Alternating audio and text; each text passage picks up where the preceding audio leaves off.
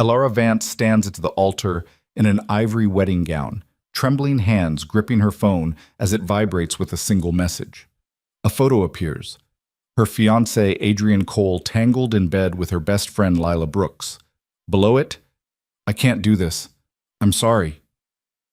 The church erupts in whispers. Then footsteps echo from the back. A stranger in a black suit approaches, silver hair, dragon tattoo coiling up his neck. Cale Ardent stops before her, his voice cutting through the chaos. "If the groom doesn't want you, then you're mine," and everything shatters. Stay with me until the end of this story. Hit like and comment what city you're watching from so I can see how far this goes. Elara's breath catches in her throat, the phone slipping from her fingers and clattering against the marble floor. The sound echoes through the silence that has fallen over the crowded space, 300 pairs of eyes turning toward her like predators sensing blood in the water. She can feel their stares crawling across her skin, peeling back layers of composure she's spent weeks building for this exact moment. The moment that was supposed to be perfect. The moment that's now disintegrating in real time. Her mother's voice cuts through from the front row, sharp and anxious. "Elara, sweetheart, what's wrong?" But Elara can't answer. Her vocal cords have frozen, locked somewhere between her chest and her throat, where humiliation sits like a stone. The image is still burned into her retinas. Adrian's face, relaxed and satisfied in a way he never looked with her anymore. Lila's red-painted nails dragging across his bare chest, both of them wrapped in sheets Elara recognizes from the apartment she and Adrian were supposed to move into next week. Next week, when they were supposed to start their new life together. The white roses in her bouquet suddenly feel obscene in her grip, their petals too pure, too innocent for what's happening. She drops them. They hit the floor and scatter, stems breaking, water spreading across the stone in a mockery of the tears she refuses to let fall. Not here. Not in front of everyone. The whispers grow louder, transforming from concern into speculation, then into something uglier. She can hear fragments. Did he really? With her best friend? I always thought, poor thing. And each word is a knife sliding between her ribs. Her cousin Jenna stands up from her seat, phone already in hand, probably texting someone, spreading the news before Elara can even process it herself. Uncle Robert shifts uncomfortably, looking anywhere but at her. Adrian's groomsmen exchange glances near the side entrance, and she realizes with a sick twist in her stomach that they probably knew. Maybe everyone knew except her. The officiant, an elderly man with kind eyes that now swim with pity, reaches toward her. "Miss Vance, perhaps we should—" That's when she hears them. Footsteps. Not hurried. Not apologetic. Controlled and deliberate, each strike of expensive leather against marble floor cutting through the chaos like a blade through silk. Elara forces herself to look up. The man walking down the aisle doesn't belong here. Everything about him screams wrong. Wrong venue, wrong moment, wrong universe. He moves with the kind of confidence that comes from never having to justify his presence anywhere. His black suit tailored so precisely, it might as well be armor. Silver hair falls across his forehead, contrasting sharply with skin that's seen too much sun or too much violence or both. And the tattoo, a dragon rendered in obsidian ink, its tail disappearing beneath his collar, its head emerging along his jawline with eyes that seem to track movement. The crowd parts without anyone consciously deciding to move. They simply create space for him, the same way water moves around stone. Kyle Ardent. Elara doesn't know his name yet, but she recognizes the type. She's seen men like him before in the periphery of her father's business dealings. Men who operate in the spaces between what's legal and what's necessary. Men who smile at dinner parties while orchestrating things that never make it into polite conversation. He stops at the altar, close enough that she can smell cedar, and something darker. Something that reminds her of rain before a storm. His eyes lock onto hers, and they're the pale gray of winter ice, sharp enough to cut. "If the groom doesn't want you," he says, voice low and absolutely certain, "then you're mine." The church goes completely still. Even the whispers die. Elara stares at him, her brain struggling to process words that make no sense strung together in that order. "What? You heard me." He doesn't blink, doesn't smile, doesn't do anything to soften the absolute insanity of what he just said. "Marry me instead." A laugh bubbles up in her throat, hysterical and sharp. I don't even know you. You didn't know Adrian either. Not really. Kyle tilts his head slightly, studying her the way a surgeon might study an incision site. He's been sleeping with Lila Brooks for 7 months, started 3 weeks after he proposed to you. They've been planning this, the public humiliation, the timing, all of it. The words land like physical blows. 7 months. Not a mistake, not a moment of weakness. A deliberate, sustained betrayal while she'd been tasting wedding cakes and selecting centerpieces and believing in a future that never existed. How do you... She starts, but he's already moving. Cale bends down, picks up her phone from where it fell, and crushes it in his fist. The screen spiders into a web of cracks, plastic casing splintering with a sound that makes several people gasp. He drops the pieces at his feet like discarded garbage. Then he turns to the officiant. Continue. The old man's eyes go wide. This isn't... Young man, you can't just... I can. Cale's voice doesn't rise, but something in it makes the officiant take a step back. And I am. Continue the ceremony. This is insane, Alara hears herself say, though her voice sounds distant, like it's coming from someone else's body. You can't be serious. Cale leans closer, close enough that his breath ghosts across her ear when he speaks, low enough that only she can hear. You have 2 choices right now. Walk out of here as the woman who got left at the altar, who everyone will pity and whisper about for the rest of your life. Or walk out of here married to me and make them all wonder what the hell just happened. That's not a choice, she whispers back, hating how her voice shakes. That's blackmail. That's reality. He pulls back just enough to meet her eyes again. Humiliation or power? Pick one. Her mother is on her feet now, trying to push past guests to reach the front. Alara, don't you dare. We need to talk about this. But Alara isn't listening to her mother. She's looking at Kyle Ardent, at this stranger who somehow knows intimate details about her life, who walked into the worst moment she's ever experienced and offered her something that isn't rescue, but might be survival. She thinks about Adrian's face in that photo, about Lila's smug smile, about 7 months of lies told while she planned a wedding that was apparently a joke to everyone but her. She thinks about walking out of here alone, going home to an empty apartment, facing tomorrow and the next day and the day after that with nothing but sympathy and secondhand embarrassment. And she thinks about the alternative. Fine, she says, the word tasting like ash and fury. Let's do it. A ripple of shock moves through the crowd like wind through wheat. Kyle's expression doesn't change, but something flickers in those winter gray eyes. Satisfaction, maybe? Or recognition of something he expected all along. He turns to the officiant. You heard her. Continue.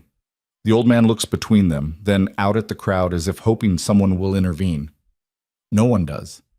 They're all too stunned, too fascinated by the train wreck unfolding in real time.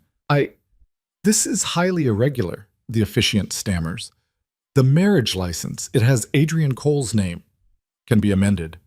Cale produces a phone from his jacket pocket, sleek, expensive, probably worth more than Alara's car, and makes a call. Victor, I need a marriage license updated. Yes, now. Alara Vance and Cale Ardent. The venue hasn't changed. A pause. 20 minutes is too long. Make it 10.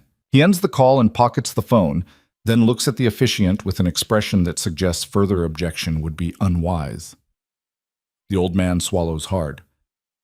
Well, I suppose we could wait for the updated paperwork. Though I really must stress it later, Kyle says. Alara's cousin Jenna has her phone out now, recording, because of course she does. Half the guests are doing the same thing. This will be all over social media within the hour. Alara Vance's wedding disaster, now with added insanity. She should stop this, should walk away, call the whole thing off, maintain whatever dignity she has left. But Adrian's message is still burned into her mind. I can't do this. I'm sorry. Not even the courage to tell her in person. Not even that much respect. Fuck him. Fuck all of this. Alara. Her mother reaches the front, grabbing her arm. You can't seriously be considering. We need to talk privately. Alara pulls her arm free, harder than necessary. No, we don't. Don't be ridiculous. You're in shock. This man is a complete stranger. So was Adrian, apparently. The bitterness in her voice surprises even her. For 7 months, while I was planning this wedding, he was someone I didn't know at all. Her mother's face crumples. Sweetheart, don't. Alara steps back, putting distance between them. Just don't. She turns to Kyle, this stranger who's somehow become her escape route. How long until the paperwork arrives? He checks his watch. Platinum, understated, probably costs more than her student loans. 7 minutes. 7 minutes until she makes possibly the worst decision of her life.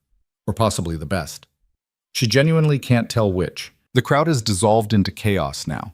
People on phones, people arguing in urgent whispers, people simply staring with the kind of fascination usually reserved for natural disasters. Adrian's parents are nowhere to be seen. They probably left the moment the scandal broke, unwilling to be associated with their son's mess. Alara's bridesmaids cluster near the side door looking lost. Lila was supposed to be standing with them, maid of honor in a dusty rose dress they'd picked out together 4 months ago. But Lila is somewhere else right now, somewhere with Adrian, probably laughing about how perfectly their plan worked. The thought sends a fresh wave of rage through Alara's chest, hot and clarifying. Kyle has moved slightly away, giving her space but not leaving, his presence a dark anchor in the swirling chaos.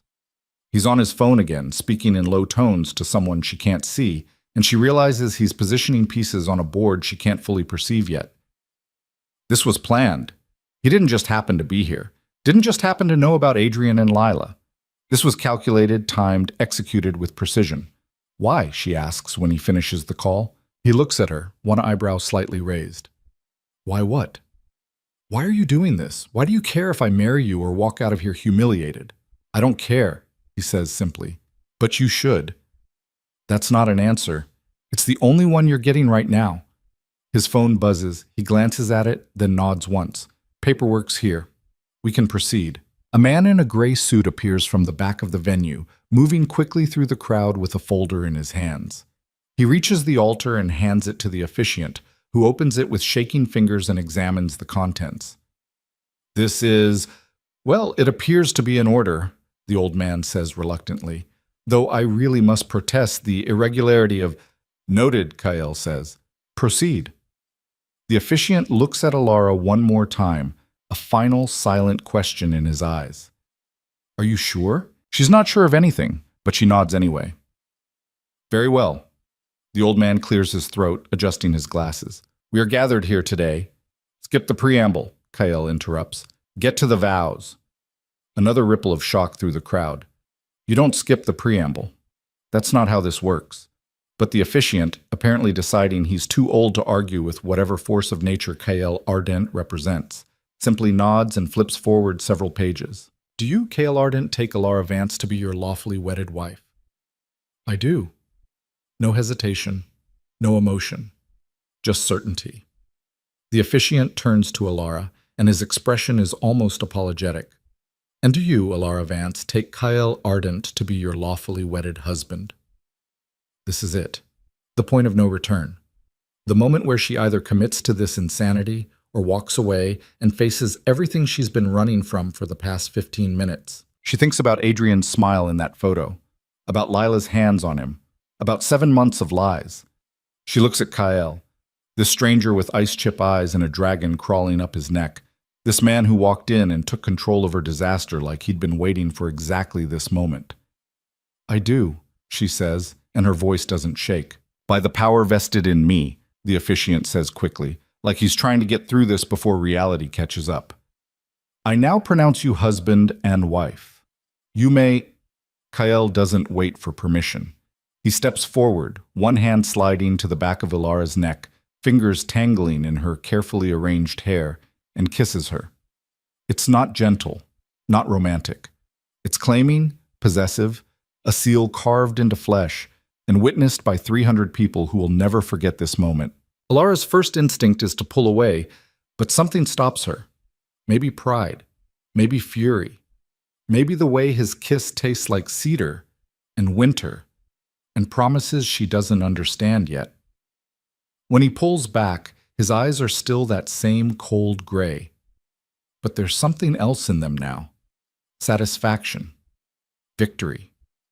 You're mine now, he says, quiet enough that only she can hear. She should argue, should protest. Should do anything but stand there, feeling her entire life rearrange itself around this moment. But she doesn't. The crowd erupts. Some people clapping uncertainly, others shouting questions, still others simply frozen in shock. Someone's crying. Might be her mother. Kale's hand finds Alara's, his grip firm and absolutely certain, and he starts walking. Not the traditional recession down the aisle. Just walking, pulling her with him, moving toward the exit with purpose that doesn't allow for hesitation. Wait, she starts. But he doesn't wait. They're moving through the crowd now, people pressing back to let them pass. And Alara catches fragments of conversation. Who is he? This can't be legal. Did you see? Completely insane? Outside, the late afternoon sun hits her face like a slap. A black car is waiting at the curb, sleek and expensive, and entirely too prepared for this moment. The driver, tall, muscular, wearing dark glasses despite the fading light, opens the back door without a word. Kale guides her inside with a hand at her lower back, firm enough to prevent hesitation. She slides across leather seats that probably cost more than her monthly rent. And he follows, the door closing behind them with a solid, final sound. The car pulls away from the curb before she can think about changing her mind. Alara watches through the tinted windows as the venue disappears behind them, guests spilling out onto the sidewalk, phones raised, recording everything. What the hell just happened? She asks, her voice finally breaking. Kale leans back in his seat, completely relaxed, like he didn't just walk into a stranger's wedding and marry the bride himself. You made a choice. Now you live with it. That's not an explanation. No, he agrees. It's not. She turns to look at him fully for the first time since entering the car. In the confined space, he seems larger, more dangerous. The dragon tattoo writhes across his neck when he moves, and she realizes it's not just decorative. It's a warning. Adrian and Lila, she says, you said they planned this. How do you know? I know a lot of things. Kale pulls out his phone, taps something, and passes it to her, including this. The screen shows a message thread, Adrian's name at the top, messages exchanged with someone labeled only as L. The timestamps go back months. The content is explicit, cruel, strategic. She's so fucking gullible. Doesn't suspect a thing. We should time it right. Make it hurt. The wedding would be perfect. Public humiliation. She deserves it after what her father did. Alara's stomach turns to ice. What my father did? Your father's company acquired Adrian's father's business 3 years ago. Hostile takeover. Left the Cole family financially ruined. Kale takes the phone back. Adrian's been planning this revenge ever since. The engagement was never real. It was always about hurting you to hurt your father. The words don't fully process at first. They're too big, too deliberate. This wasn't passion or weakness or a mistake. This was calculated destruction. Why are you telling me this? Her voice comes out rough. Why do you care? Kale's eyes meet hers, and for the first time she sees something that might be actual emotion beneath the ice. Not sympathy, something sharper. Because I don't waste resources, he says, and you're about to become very useful. Useful? The word tastes bitter. So this is a transaction. Everything is a transaction. He shifts slightly, angling toward her. You needed an exit. I needed a wife. Circumstances aligned. Why do you need a wife? That's a longer conversation. The car turns onto a highway, buildings giving way to hills, civilization thinning. One will have once you've had time to process. Process. A laugh escapes her, sharp and humorless. I just married a complete stranger. I'm not sure processing is an option. You married someone who can give you what Adrian never could. Kale's voice is matter-of-fact, clinical. Power, resources, the ability to ensure he regrets every choice he made. The word revenge hangs unspoken between them. Alara should be horrified, should be demanding he turn the car around, take her home, undo this catastrophic mistake. But instead she asks, what kind of power? Something shifts in Kale's expression. Not quite a smile, more like recognition of a door opening. The kind that makes men like Adrian irrelevant, he says. The kind that turns humiliation into leverage. The kind most people never even know exists. The car climbs higher into the hills, the city shrinking behind them, and Alara realizes she's leaving more than just the wedding venue behind. She's leaving the life she thought she understood, the future she'd carefully constructed, The version of herself who believed in promises and white weddings and happily ever after. Where are we going? She asks. Home. Kael glances out the window at the darkening sky. My home. Yours now too. Yours now too. The possessive phrasing should bother her more than it does. The car pulls through gates that open automatically, up a private drive lined with trees that block any view from the road. When the penthouse comes into view, glass and steel jutting out from the hillside like a knife blade, Alara's breath catches. This isn't wealth. This is something beyond wealth. This is power made architectural. The car stops. The driver opens her door. Kael is already out, waiting, one hand extended. She takes it. Her wedding dress catches on the car door, and she has to yank it free, the delicate fabric tearing with a sound that feels symbolic. She doesn't care. The dress is ruined anyway. Everything is ruined. Or maybe nothing is ruined. Maybe everything is just beginning. Kael leads her inside, through rooms that are all sharp angles and controlled lighting, everything precisely arranged, nothing accidental. It's beautiful in a cold way, like looking at ice sculptures. Your room is upstairs, he says, pausing at the base of a floating staircase. Second door on the left. You'll find clothes, toiletries, everything you need for tonight. We'll discuss arrangements tomorrow. Arrangements, she repeats. How this works, what's expected, the terms. He meets her eyes. This is a marriage, Alara, but not the kind you were planning. You need to understand what you've agreed to. I haven't agreed to anything except saying I do under duress. You said it. That's enough. He starts to turn away, then pauses. One more thing. Don't try to leave. The gates are locked, the security system is active, and there's nowhere you can go that I won't find you. Not a threat, just reality. He walks away before she can respond, disappearing into some other part of this massive, cold palace. Alara stands alone in the entryway, still wearing her torn wedding dress, holding the shoes she kicked off in the car, trying to reconcile the last 3 hours with anything resembling sanity. She's married to Kael Ardent. She doesn't know what that means yet. But standing here in this glass fortress, watching the city lights flicker far below like dying stars, she realizes something that terrifies and exhilarates her in equal measure. She doesn't want to go back. Whatever this is, transaction, trap, opportunity, it's hers now. And for the first time in 7 months, maybe longer, she feels something other than numb acceptance. She feels awake. Alara climbs the stairs, finds the room Kael indicated, and closes the door behind her. Inside, everything is ready. Clothes in her size hanging in the closet, toiletries arranged in the bathroom, even her preferred brand of face wash. He knew she would say yes. He prepared for this. The realization should disturb her. Instead, it clarifies something. Kael Ardent doesn't make mistakes, doesn't leave things to chance. And if he went through this much effort to make her his wife, then there's a reason. Something she hasn't seen yet. Something that goes deeper than convenience or revenge. She needs to find out what. Alara strips off the wedding dress, lets it pool on the floor like a shed skin, and steps into the shower.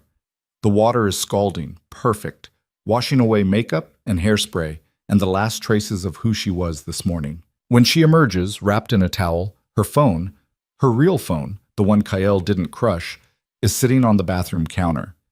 She picks it up with shaking hands. 47 missed calls, 83 text messages, voicemails from her mother, her father, her friends, numbers she doesn't recognize. She scrolls through the texts. Most are variations of the same thing. What the hell? Are you okay? Call me immediately. But one stands out. From Adrian. I hope you're happy with your choice. You just made the biggest mistake of your life. Alara stares at the message, and something cold settles in her chest. Not fear, certainty. She types back, watch me, and hits send. Alara wakes to silence. Not the comfortable kind. The oppressive kind, where absence of sound feels like a living thing pressing against her eardrums. She opens her eyes to unfamiliar ceiling, unfamiliar light filtering through floor-to-ceiling windows she doesn't remember closing last night. Then it hits her. She's in Kael Ardent's penthouse. She married him. This is real. Her phone sits on the nightstand, screen dark. She reaches for it with fingers that still feel disconnected from her body, muscle memory operating while her brain catches up to the catastrophe she's living inside. The screen illuminates. 6:47 a.m. More messages have accumulated overnight like sediment. Her mother. Please call me. We need to talk about this rationally. Her father. Come home immediately. This is unacceptable. Jenna. Girl, what the fuck? Call me. And Adrian. Again. You're being manipulated. Kael Ardent is dangerous. Come back before it's too late. She deletes his message without reading it fully. Then deletes the previous one too. Deletes his entire thread until there's nothing left but empty space where his name used to be. The door opens without warning. Alara jerks upright, pulling the blanket to her chest even though she's fully clothed in the silk pajamas she found laid out last night. A woman stands in the doorway. Late 50s, steel gray hair pulled into a severe bun, wearing a crisp black pantsuit that screams efficiency. Her eyes are sharp, assessing, missing nothing. You're awake, the woman says. Not a question. Good. Mr. Ardent expects you downstairs in 30 minutes. Who are you?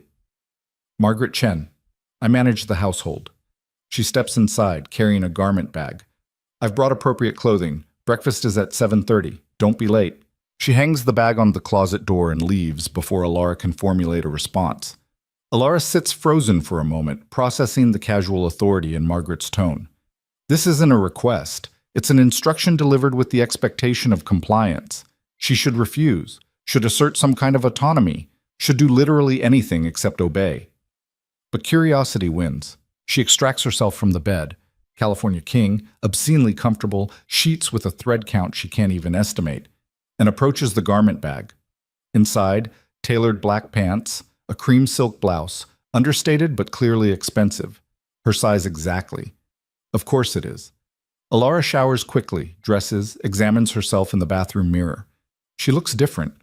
Not physically. Something else. Something in her eyes that wasn't there yesterday.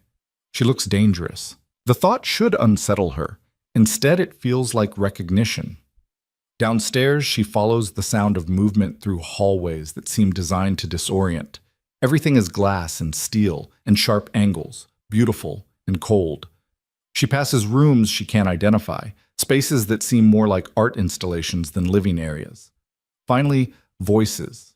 Low conversation coming from around a corner. She approaches, footsteps silent on polished concrete floors, and emerges into a dining area that's all windows overlooking the city sprawling below like a kingdom waiting to be claimed. Kael sits at the head of a long black table, phone in one hand, coffee in the other. He's wearing dark slacks and a white shirt, sleeves rolled to his elbows, exposing forearms marked with scars she didn't notice yesterday. The dragon tattoo is partially visible above his collar, its tail disappearing beneath fabric. He glances up when she enters. No greeting, just acknowledgement. Sit. It's not quite a command, but it's not a request either. Alara moves to the chair at the opposite end of the table. Too far for comfortable conversation. Too close to ignore each other. The space between them feels deliberate. Margaret appears from somewhere, placing a plate in front of Alara. Eggs, toast, fruit arranged with precision. Coffee follows, poured from a silver carafe. I didn't order this, Alara says. You didn't need to. Margaret's expression doesn't change. You need to eat. You will eat.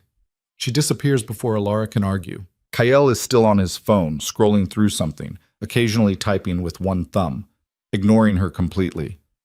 Alara picks up her fork, puts it down, picks it up again. Are we going to talk about yesterday? No. No? We're going to talk about today. He sets the phone down, finally giving her his full attention. And what happens next? What happens next is I leave. The words come out sharper than she intended. This was a mistake. A reaction. I wasn't thinking clearly.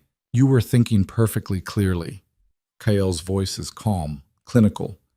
You made a choice under pressure. That doesn't make it less valid. It makes it coerced. Coercion implies I forced you. I offered an alternative. You accepted. Alara's fingers tighten around her fork. You crushed my phone. You manipulated the situation. I eliminated a distraction and provided clarity. He picks up his coffee cup, drinks, sets it down with precision. The situation was already manipulated by Adrian, by Lila. I simply redirected the outcome. To benefit yourself. Obviously. No shame in the admission. but also to benefit you, whether you realize it yet or not. You don't know anything about me. Something flickers across Kyl's face, almost amusement. I know your father is Marcus Vance, CEO of Vance Industries. I know you graduated summa cum laude from Northwestern with a degree in business management you've never used because Adrian convinced you his career was more important.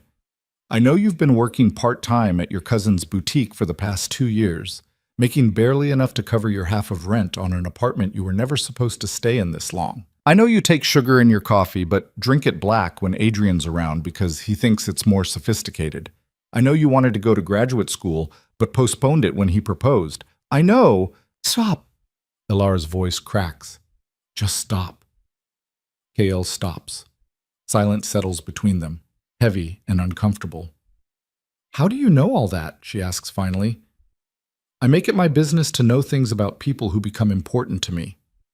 I wasn't important to you yesterday. You became important the moment I decided you would be. The casual arrogance of the statement should infuriate her. Instead, it clarifies something. Kyle Ardent doesn't operate in the world she knows.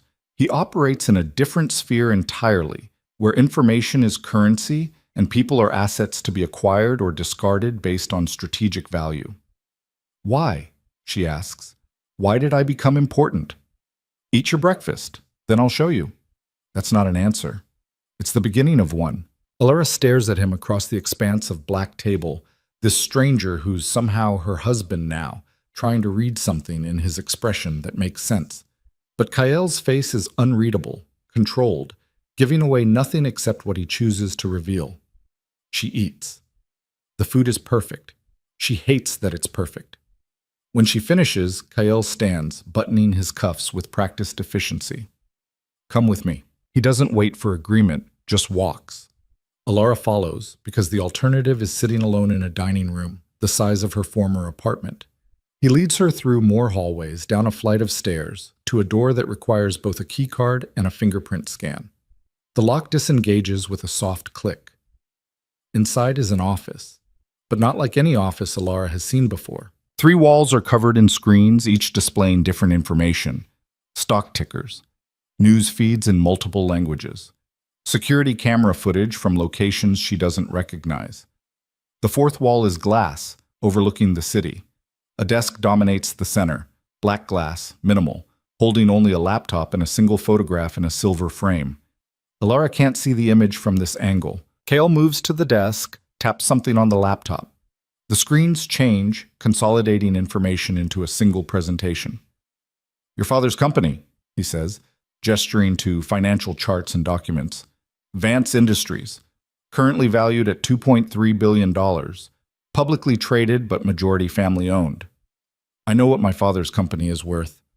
Do you know it's about to collapse? The words hit like a physical blow. What? Kale pulls up more documents. Marcus Vance made a series of strategic errors over the past 18 months. Bad acquisitions, overextended credit lines, ignored warning signs from his financial team. The company is leveraged beyond sustainability.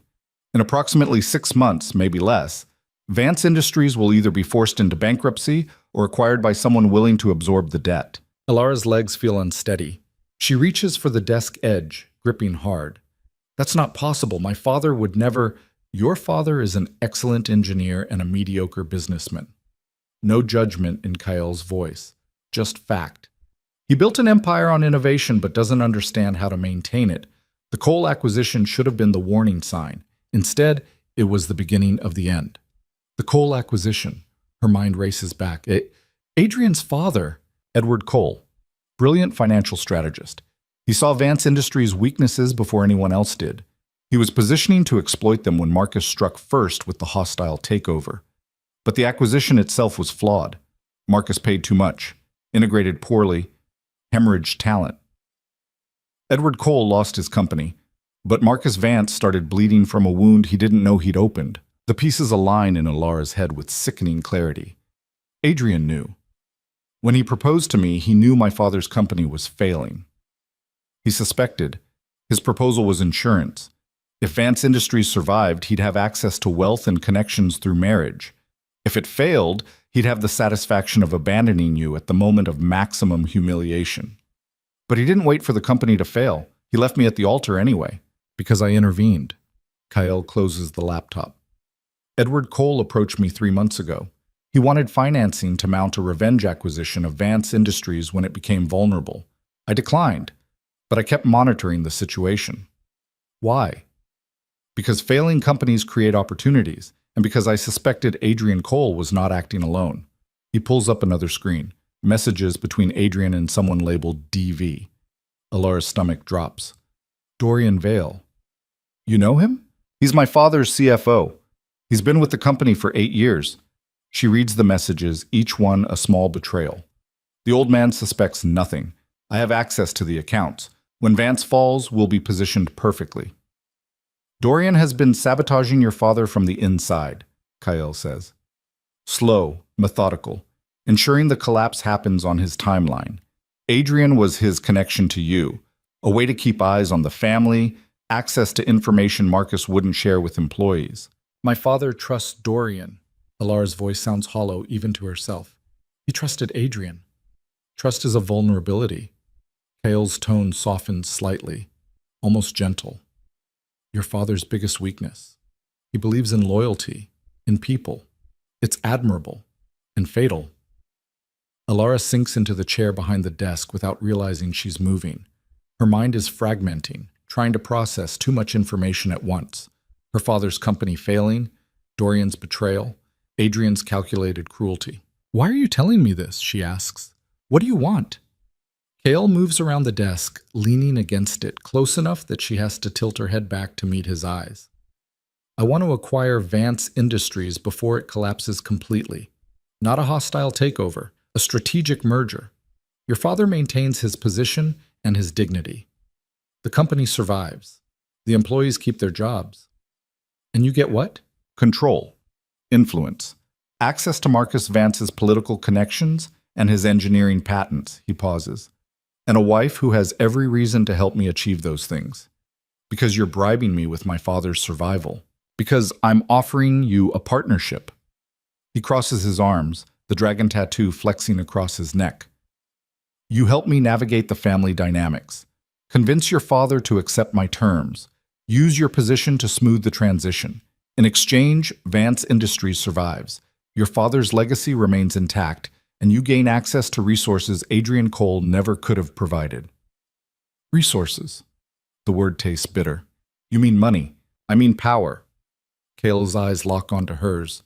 The ability to ensure the people who hurt you face consequences. The ability to protect what matters to you. The ability to never be humiliated like that again. Alara wants to argue, wants to reject the entire proposition. But she's thinking about Dorian's messages, about Adrian's calculated revenge, about her father building an empire while blind to the rot inside it. What happens if I refuse? She asks. I acquire the company anyway, but it takes longer, costs more, creates unnecessary casualties. He tilts his head. Your father would resist, fight back, drain his remaining resources in a legal battle he can't win. He'd lose everything. His company, his reputation, his retirement, all of it. So you destroy him. I'd let him destroy himself. I don't need to do anything except wait for the inevitable. The truth of it settles like ice in her chest. Kyle isn't threatening her father. He's just describing reality. With or without her cooperation, Vance Industries is falling. The only question is how hard the landing will be. I need to think about this, she says. You have until tonight. Kale pushes off the desk. I'm meeting with potential investors tomorrow morning. I need to know if you're an asset or an obstacle. Asset or obstacle. She laughs, sharp and humorless. Is that how you see everyone? That's how the world works. He moves toward the door. People either help you or they don't. Everything else is sentiment. And what am I to you? The question escapes before she can stop it. Really, beyond the strategy and the merger and the transaction, what am I? Kyle pauses, hand on the door handle. For a moment, she thinks he might actually answer honestly. You're the solution to a problem I didn't know I had, he says finally. And the problem I'm choosing to keep. Then he leaves. Alara sits alone in the office, surrounded by screens displaying information she can't fully process, Staring at the photograph on the desk, she still can't see clearly. She stands, moves closer, picks up the silver frame. The image shows a younger Kyle, maybe 20, standing beside an older woman with kind eyes and silver hair. They're smiling, not posed, genuine. His mother, probably. She's dead now. Has to be. Or Kyle wouldn't keep this photograph here, alone, in a room designed for strategic calculation. Ilara sets the frame down carefully, precisely where she found it. Her phone buzzes. She pulls it from her pocket. Her father. We need to talk, today. This is not negotiable. She stares at the message, then at the screens showing the slow collapse of everything her father built. If she tells him about Dorian's betrayal, he'll be devastated. If she doesn't, the company falls faster. If she helps Kyle, her father's legacy survives. But she becomes complicit in a takeover disguised as salvation. If she refuses Kyle, she protects her autonomy. But watches her father lose everything. There's no clean choice. There never was. Ilara types back, I'll come by this afternoon. We'll talk. She sends it before she can reconsider. Then she goes looking for Margaret. She finds the woman in a kitchen that looks like it belongs in a restaurant, organizing deliveries with military precision. I need to go out, Ilara says. To see my father. Margaret doesn't look up from her tablet. Mr. Ardent will need to approve that. I'm not asking for approval. Now Margaret looks up, one eyebrow raised. Mrs. Ardent, don't call me that. You're not a prisoner here, but security protocols exist for your protection. Mr. Ardent has enemies. You are now associated with him. That makes you a target. The casual delivery of this information makes it somehow worse. A target for what? Leverage, kidnapping, intimidation. Margaret returns to her tablet. The world Mr. Ardent operates in does not have the luxury of innocence. If you leave this property without proper security, you create vulnerabilities. Vulnerabilities have consequences. Ilara's fingers curl into fists. So I'm trapped here. You're protected here. There's a difference. Is there? Margaret sets down the tablet, giving Ilara her full attention. Mr. Ardent could have married anyone, could have chosen from dozens of women who would have said yes for the money alone.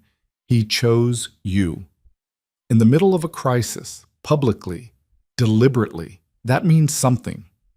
It means I'm useful to him. It means you're valuable. Margaret's expression softens slightly. There is a difference, Mrs. Ardent, whether you see it yet or not. Ilara wants to argue, but she's exhausted from arguing, from processing, from trying to reconcile who she was yesterday with who she's becoming. I still need to see my father, she says. Margaret nods. I'll arrange security. The car will be ready in an hour. Thank you. Don't thank me yet. Margaret picks up her tablet again. This conversation is going to be harder than you think. She's right. The drive to her father's house takes 40 minutes through city traffic. Ilara sits in the back of the black car, different vehicle, same driver with the dark glasses, watching the world scroll past like footage from someone else's life. Her phone won't stop buzzing. Messages from friends, acquaintances, people she hasn't spoken to in years, all wanting details about the wedding disaster, about Kyle, about what the hell she was thinking. She ignores all of them. The car pulls through familiar gates, up a familiar driveway, to a house she grew up in. Colonial style, perfectly maintained, testament to old money and older values. Her father is waiting on the front steps. Marcus Vance looks smaller than she remembers. Or maybe she's just seeing him differently now. Gray hair, expensive suit, shoulders that carry weight he doesn't acknowledge. The car stops. The driver opens her door. Ilara steps out into afternoon sunlight that feels too bright, too normal for everything that's broken. Her father doesn't move to embrace her, just stands there, hands in his pockets, expression unreadable. Ilara. Dad. Inside. Not a greeting, a command. She follows him through the front door, through the foyer where her high school graduation photos still hang on the walls, into his study that smells like leather and old books and disappointment. He closes the door, locks it. Then he turns to her and his face finally shows emotion. Fury, barely controlled. What the hell were you thinking? I was thinking Adrian left me at the altar and I needed a way out. So you married a criminal? The word hits like a slap. What? Kyle Ardent. Her father moves to his desk, pulls up something on his computer, turns the screen toward her. The man you married yesterday without thinking, without asking, without any goddamn sense. Do you know who he is? Alara looks at the screen. Articles. Police reports. Investigations. Ardent Holdings suspected of money laundering. Federal probe into Ardent shipping operations finds no evidence. Cale Ardent questioned in connection with... The headlines blur together. None of those charges stuck, she says. No convictions. Because he's too smart to get caught. Her father's voice rises. Alara, this man operates in the gray spaces of legality. He owns legitimate businesses that front for activities we can't prove, but everyone knows exist. He has connections to people you don't want to be connected to, and now you're married to him. You don't understand. I understand perfectly. Her father cuts her off. You were hurt, humiliated. You made an impulsive decision. Now you need to fix it. Fix it how? Annulment. We can claim coercion, duress, lack of informed consent. I've already spoken to the family attorney. We can have this undone within a week. Alara stares at him, this man who taught her to stand up for herself, to think strategically, to never let emotion override logic. And she realizes he doesn't know his company is failing, doesn't know Dorian is betraying him, doesn't know how close he is to losing everything. She could tell him, right now, could hand him the information Kyle gave her and watch his world fracture the way hers did yesterday. Or she could protect him, let him believe the lie a little longer, buy time to figure out the right play. Dad, she says carefully, I need you to trust me. Trust you? He laughs, sharp and bitter. You just married a stranger. You're asking me to trust your judgment? I'm asking you to believe I had reasons. What reasons could possibly justify? He knows about the company. Her father stops mid-sentence. What? Kyle knows about Vance Industries, about the financial problems. She watches his face carefully. Did you think I wouldn't find out? Something shifts in her father's expression, shock giving way to calculation. How much do you know? Enough. Alara says, how bad is it? Her father sinks into his chair, suddenly looking every one of his 63 years. It's manageable. We're working through some temporary cash flow issues, but, Dad, she moves closer, gripping the edge of his desk. How bad? The silence stretches. 6 months, he says finally. Maybe less. If we can't secure significant capital investment. And can you? I'm working on it. Dorian's helping you? Her father's eyes narrow. Why would you ask about Dorian? This is the moment. The choice point. Tell him the truth. Destroy his trust in someone he's relied on for 8 years. Watch him spiral into paranoia and anger. Or stay silent. Use the information strategically. Maintain control. Alara makes her choice. Just wondering, she says. He's been with you a long time. Her father relaxes slightly. He has. He's one of the few people I can count on. The lie tastes like ash in her mouth, but she swallows it. Kyle can help, she says instead. Absolutely not. He has resources, connections. He could invest. I will not take money from that man. Her father stands, moving to the window, looking out at the manicured grounds. I will not be indebted to someone like him. Someone like him is exactly what you need right now. What I need is my daughter back. He turns to face her. The real Alara. Not whoever this is. The words cut deeper than she expects. I am the real Alara, maybe for the first time. You've known him for 24 hours. I knew Adrian for 3 years. Look how that worked out. Her father flinches. Alara presses the advantage. Kyle is offering a legitimate investment, a merger, not a takeover. You maintain control. The company survives. And what does he get? Influence, a seat at the table, partnership. And you're his ambassador for this? Her father's voice is cold now. Is that what you are to him? A negotiator? I'm his wife. You're a transaction. The words hang in the air between them, ugly and true and impossible to take back. Alara's chest tightens. I should go. Alara, wait! But she's already moving toward the door, unlocking it, pulling it open. Get the annulment, her father says behind her. Please, before this gets worse. She doesn't answer, doesn't look back, just walks out of the study, through the house, past the photos of her younger self smiling at a camera before she knew how complicated everything would become. The driver is waiting. The car is running. She slides into the back seat, and the door closes with a sound like a coffin sealing. Her phone rings. Kale. She answers. What? How did it go? His voice is calm, unsurprised, like he already knows the answer. How do you think it went? He refused, called me a criminal, told you to get an annulment. Ilara's breath catches. How did you? I told you, I know things. A pause. Are you coming back? The question carries weight beyond the words. Where else would I go? She asks. That's not an answer. She looks out the window at her childhood home, at the life she's leaving behind whether she wants to or not. I'm coming back, she says. She can almost hear his smile. Good, we have work to do. He hangs up. The car pulls away from the curb, away from the house, away from the last anchor to who she used to be. And Ilara sits in silence, feeling the world rearrange itself around choices she didn't know she was making until they were already made. When she gets back to the penthouse, Kyle is waiting in the main room, suit jacket off, sleeves still rolled, looking at something on his tablet. He glances up when she enters. Your father will come around, he says. You don't know that. I do.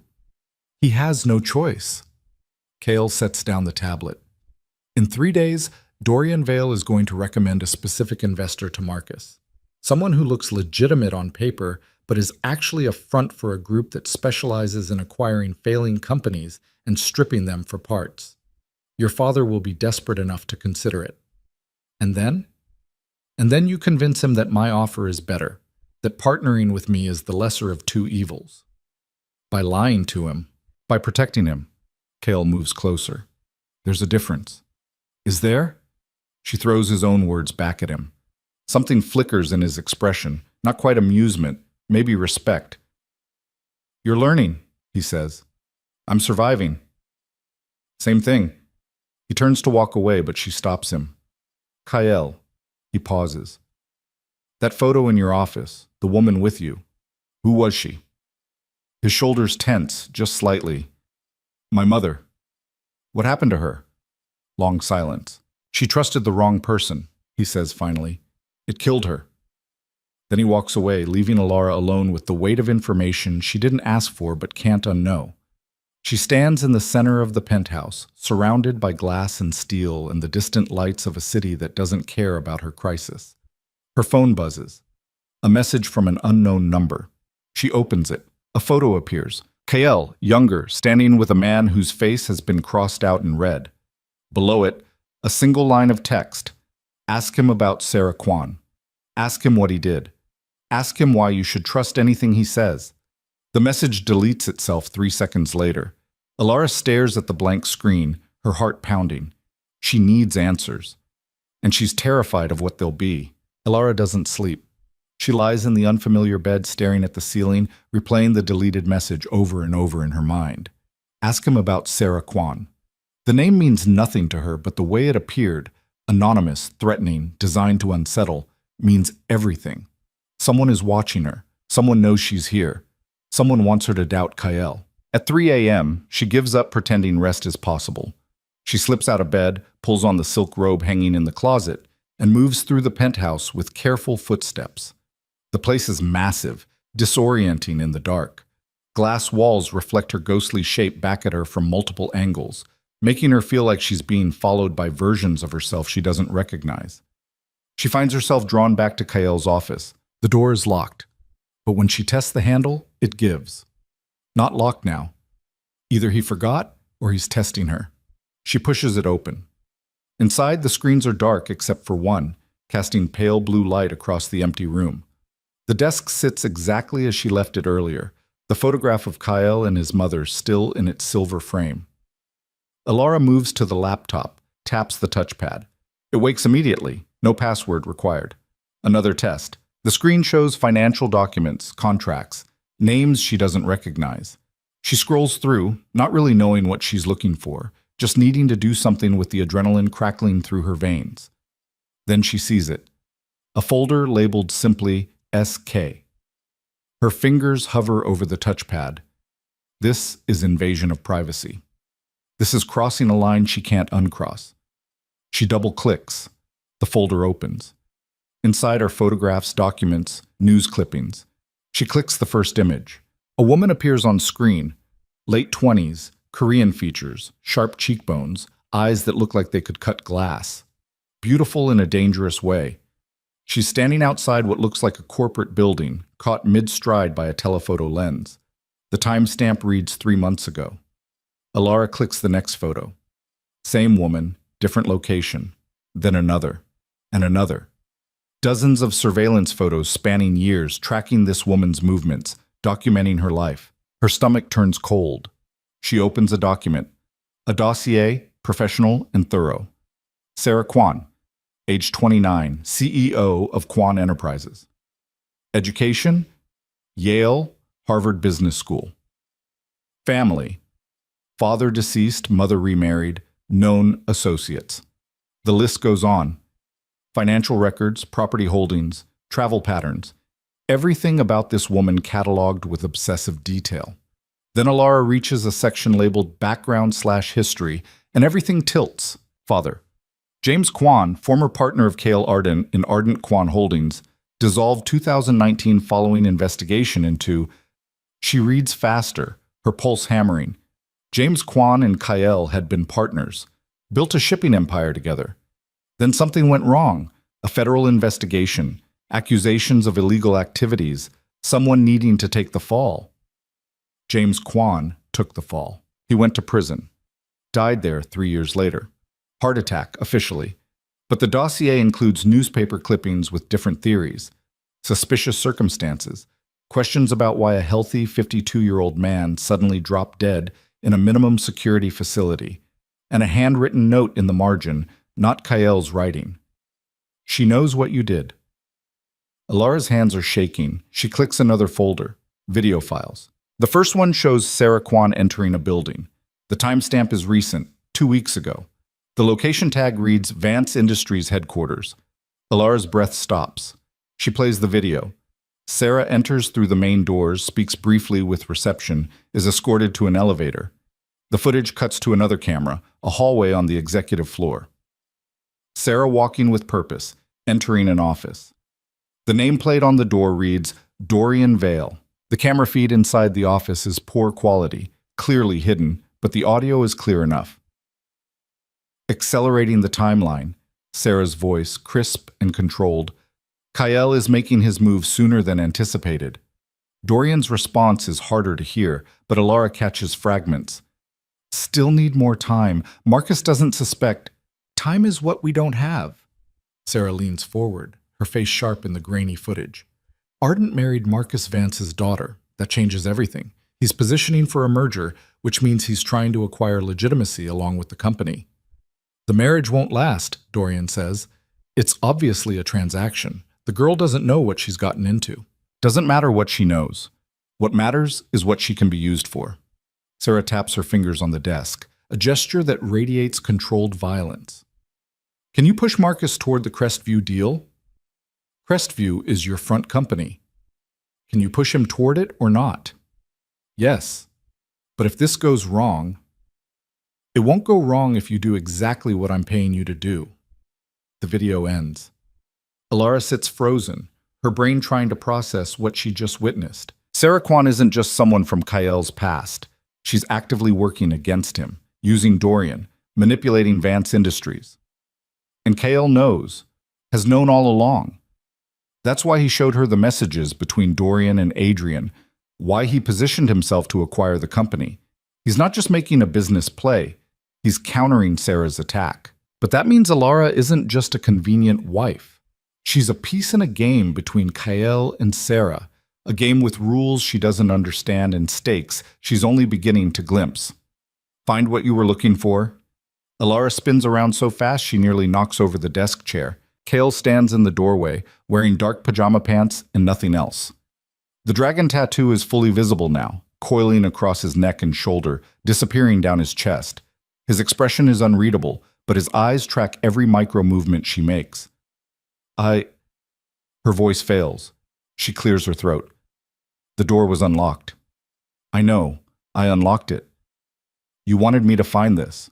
I wanted to see if you would look.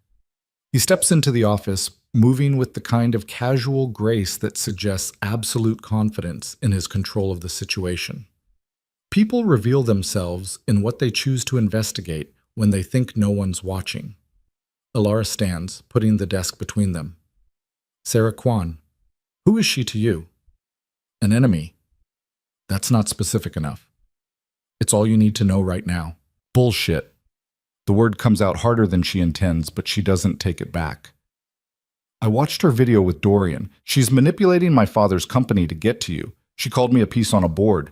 So tell me who she is and why she wants to destroy you, or I walk out of here right now and you can find another convenient wife to play your games with.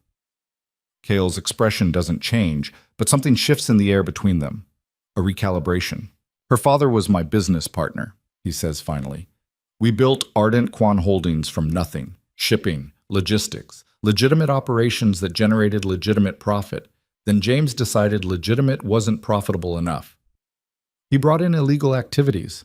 He wanted to. I refused. We disagreed. Kale moves to the window, looking out at the pre-dawn darkness. Then the federal investigation started. Someone had been using our shipping routes for things that weren't on any manifest.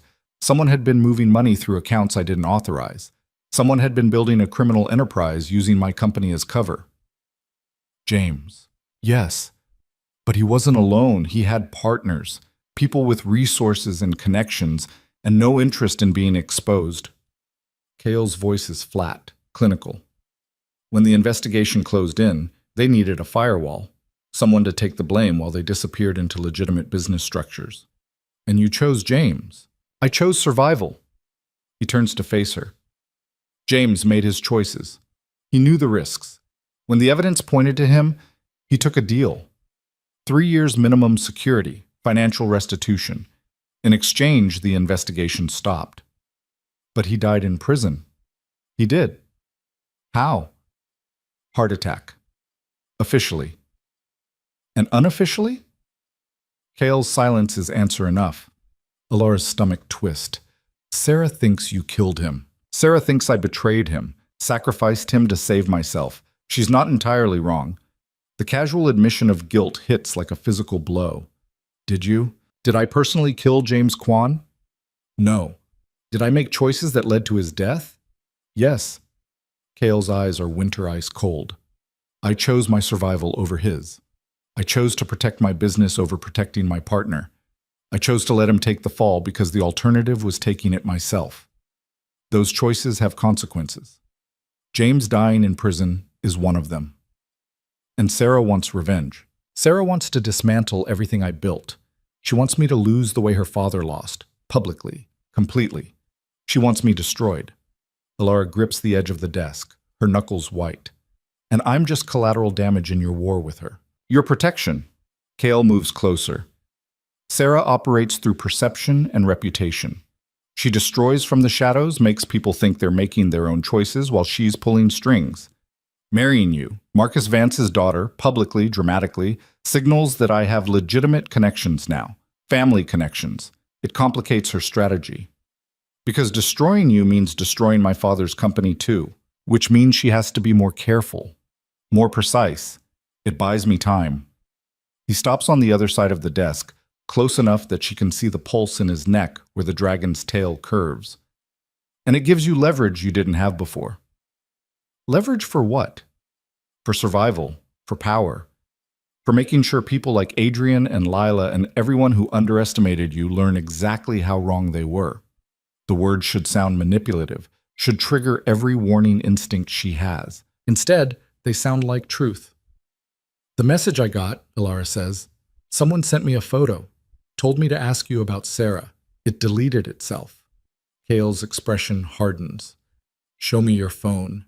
She pulls it from her robe pocket, hands it over. He examines it with practiced efficiency, tapping through screens she didn't know existed. Burner routing, he says after a moment. Routed through 3 different proxy servers. Professional. He looks up. What exactly did it say? She recites it word for word. Ask him about Sarah Kwan. Ask him what he did. Ask him why you should trust anything he says. She's making contact. Kale hands back the phone. Testing your loyalty, trying to plant doubt. Is it working? You're still here. That's not an answer. It's the only one that matters. He moves around the desk, invading her space deliberately. You want the truth? Here it is. I am not a good man. I have made choices that most people would consider unforgivable. I have hurt people. I have prioritized my survival over their safety. I will continue to do those things when necessary because that's how you stay alive in the world I operate in. His proximity should be intimidating. Instead, it's clarifying. But I have never lied to you, he continues. Not about who I am, not about what this marriage is, not about the fact that being connected to me puts you in danger. Everything I've told you has been true, even when the truth is ugly. And Sarah? Sarah will try to destroy you to get to me. She'll use your father, your past, everything she can leverage. She'll make you doubt me, doubt yourself, doubt everything. His eyes lock onto hers. The question is whether you're strong enough to withstand it. Alara should step back, should put distance between them, should do anything except stand here feeling her anger transform into something more dangerous. I don't need to be strong enough, she says quietly. I need to be smart enough. Something flickers in Kale's expression. Surprise, maybe. Or recognition. Smart enough to do what? To use her the way she's trying to use me. Now Kyle smiles. Not warmth. Something sharper. Explain. Alara's mind is racing, pieces clicking into place with sudden clarity. Sarah wants me to doubt you, to turn against you, to become leverage she can use. Yes. So we let her think it's working. Kale's smile widens fractionally. Keep going. I play the confused victim, the naive girl who married a stranger and is starting to realize what a mistake she made. I reach out to her, looking for answers, looking for help. Alara's pulse is hammering, but her voice is steady. She'll want to recruit me, turn me into an asset inside your operation, and when she does, we learn exactly what she's planning. Kyle tilts his head. It's dangerous. If she suspects you're playing her, the consequences will be severe. More severe than being used as a pawn without knowing the rules? Fair point. So we do it. We need parameters, boundaries. You can't freelance this. Sarah is too smart. Kale pulls out his phone, taps something. We need to make it convincing, which means you need to actually distance yourself from me, publicly, visibly. How? Move back to your apartment. Tell your father you're reconsidering the marriage. Let word spread that you're having doubts. He looks up from his phone. Sarah will hear about it. She'll make contact. When she does, you listen. You gather intelligence. You report back. And if she asks me to actually betray you, to give her information, then we feed her information we want her to have. Kale's expression is calculated, strategic. We use her suspicion against her, make her think she's winning while we position for the real play. Alara should be terrified, should be overwhelmed by the complexity, the danger, the sheer insanity of what he's proposing. Instead, she feels alive. When do we start? She asks. Now. He's already moving, pulling up contacts on his phone, sending messages. Within minutes, he's orchestrated what looks like a crisis. Margaret appears in the doorway, looking concerned but unsurprised. Mrs. Ardent needs her things packed, Kale says without looking up. She's leaving. Sir, not a discussion. Make it happen. Margaret's eyes flick to Alara, searching for confirmation. Alara nods once. I'll prepare the car, Margaret says quietly, and disappears. Kale turns back to Alara. Your father will receive a call from me in approximately 30 minutes. I'll tell him you've left, that the marriage is over, that I'm not contesting an annulment. He'll be relieved. He'll take you back. He'll think he won. And then you play the role. Devastated, confused, questioning everything. You give interviews if approached. You let people see you struggling. His eyes are cold, calculating. You become exactly what everyone expected when I married you. A victim. The word stings, but she understands the strategy. How long? Until Sarah makes contact. Could be days, could be weeks. She'll wait until you're vulnerable enough to approach. And you? I'll be the villain, the cold bastard who used you and discarded you. I'll make it convincing. He pauses. This is your last chance to back out. Once we start this, there's no safe exit. Sarah doesn't forgive betrayal, and she doesn't forget. Elara thinks about Adrian's face in that photo, about her father's company collapsing, about sitting in this penthouse watching screens display information she barely understands while her life rearranges itself around other people's choices. She's done being passive. I'm in, she says. Kale nods once.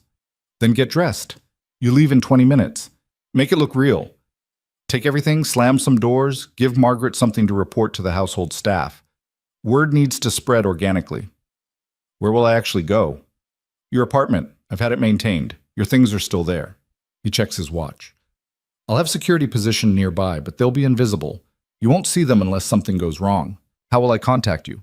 He produces a phone from his desk drawer, sleek, black, unmarked. Burner. My number is the only one programmed. Text only and only when absolutely necessary. Assume everything else is compromised. She takes the phone, feels its weight. Such a small thing to represent such a massive shift. Elara. Kale's voice stops her as she turns to leave. What you saw in those files. What I told you about James. You believe me? She considers lying, considers telling him what he might want to hear. Instead, she tells the truth. I believe you made choices you thought necessary. Whether I agree with them is a different question. That's fair? But Kyle? She meets his eyes. If you're lying to me about any of this, if you're using me the way Sarah thinks you are, I will burn your entire world down. I don't care about the consequences. I don't care about the danger. I will destroy you. For a long moment, he just looks at her. Then something shifts in his expression. Not quite respect. Something deeper. Good, he says.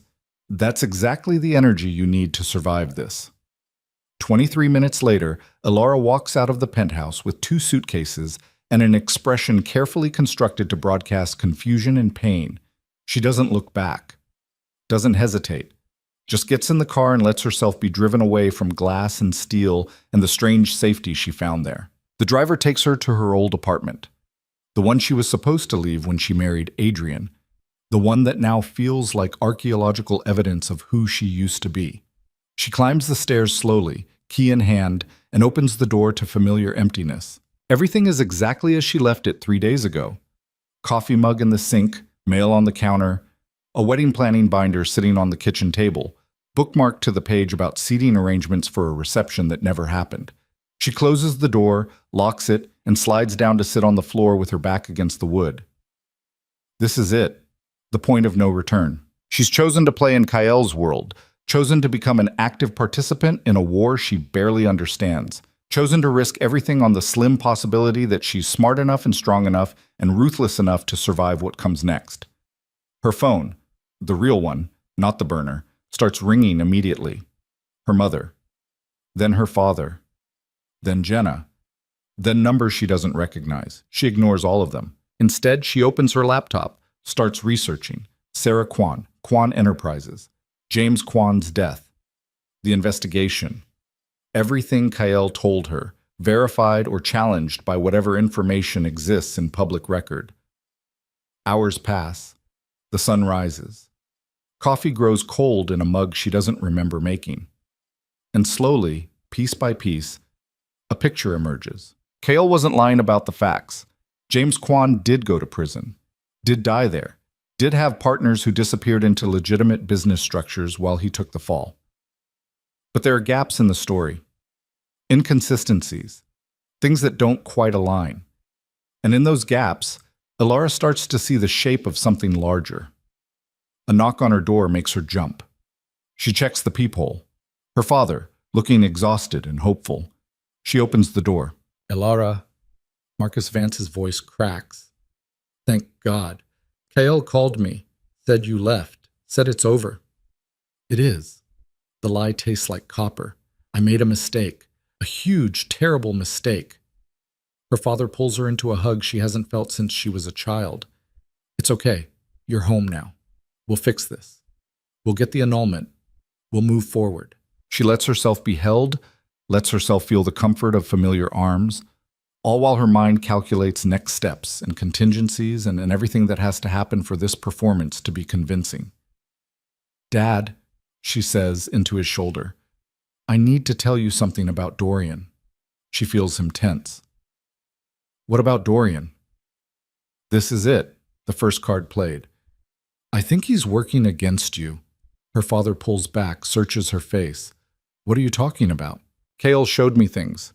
Messages between Dorian and someone else. Plans to push you toward a specific investment deal that's actually a front for sis. Stop. Her father's expression hardens. This is exactly what Kyle wants. To make you doubt everyone around me, to isolate you, to control information. Dad, I saw the messages.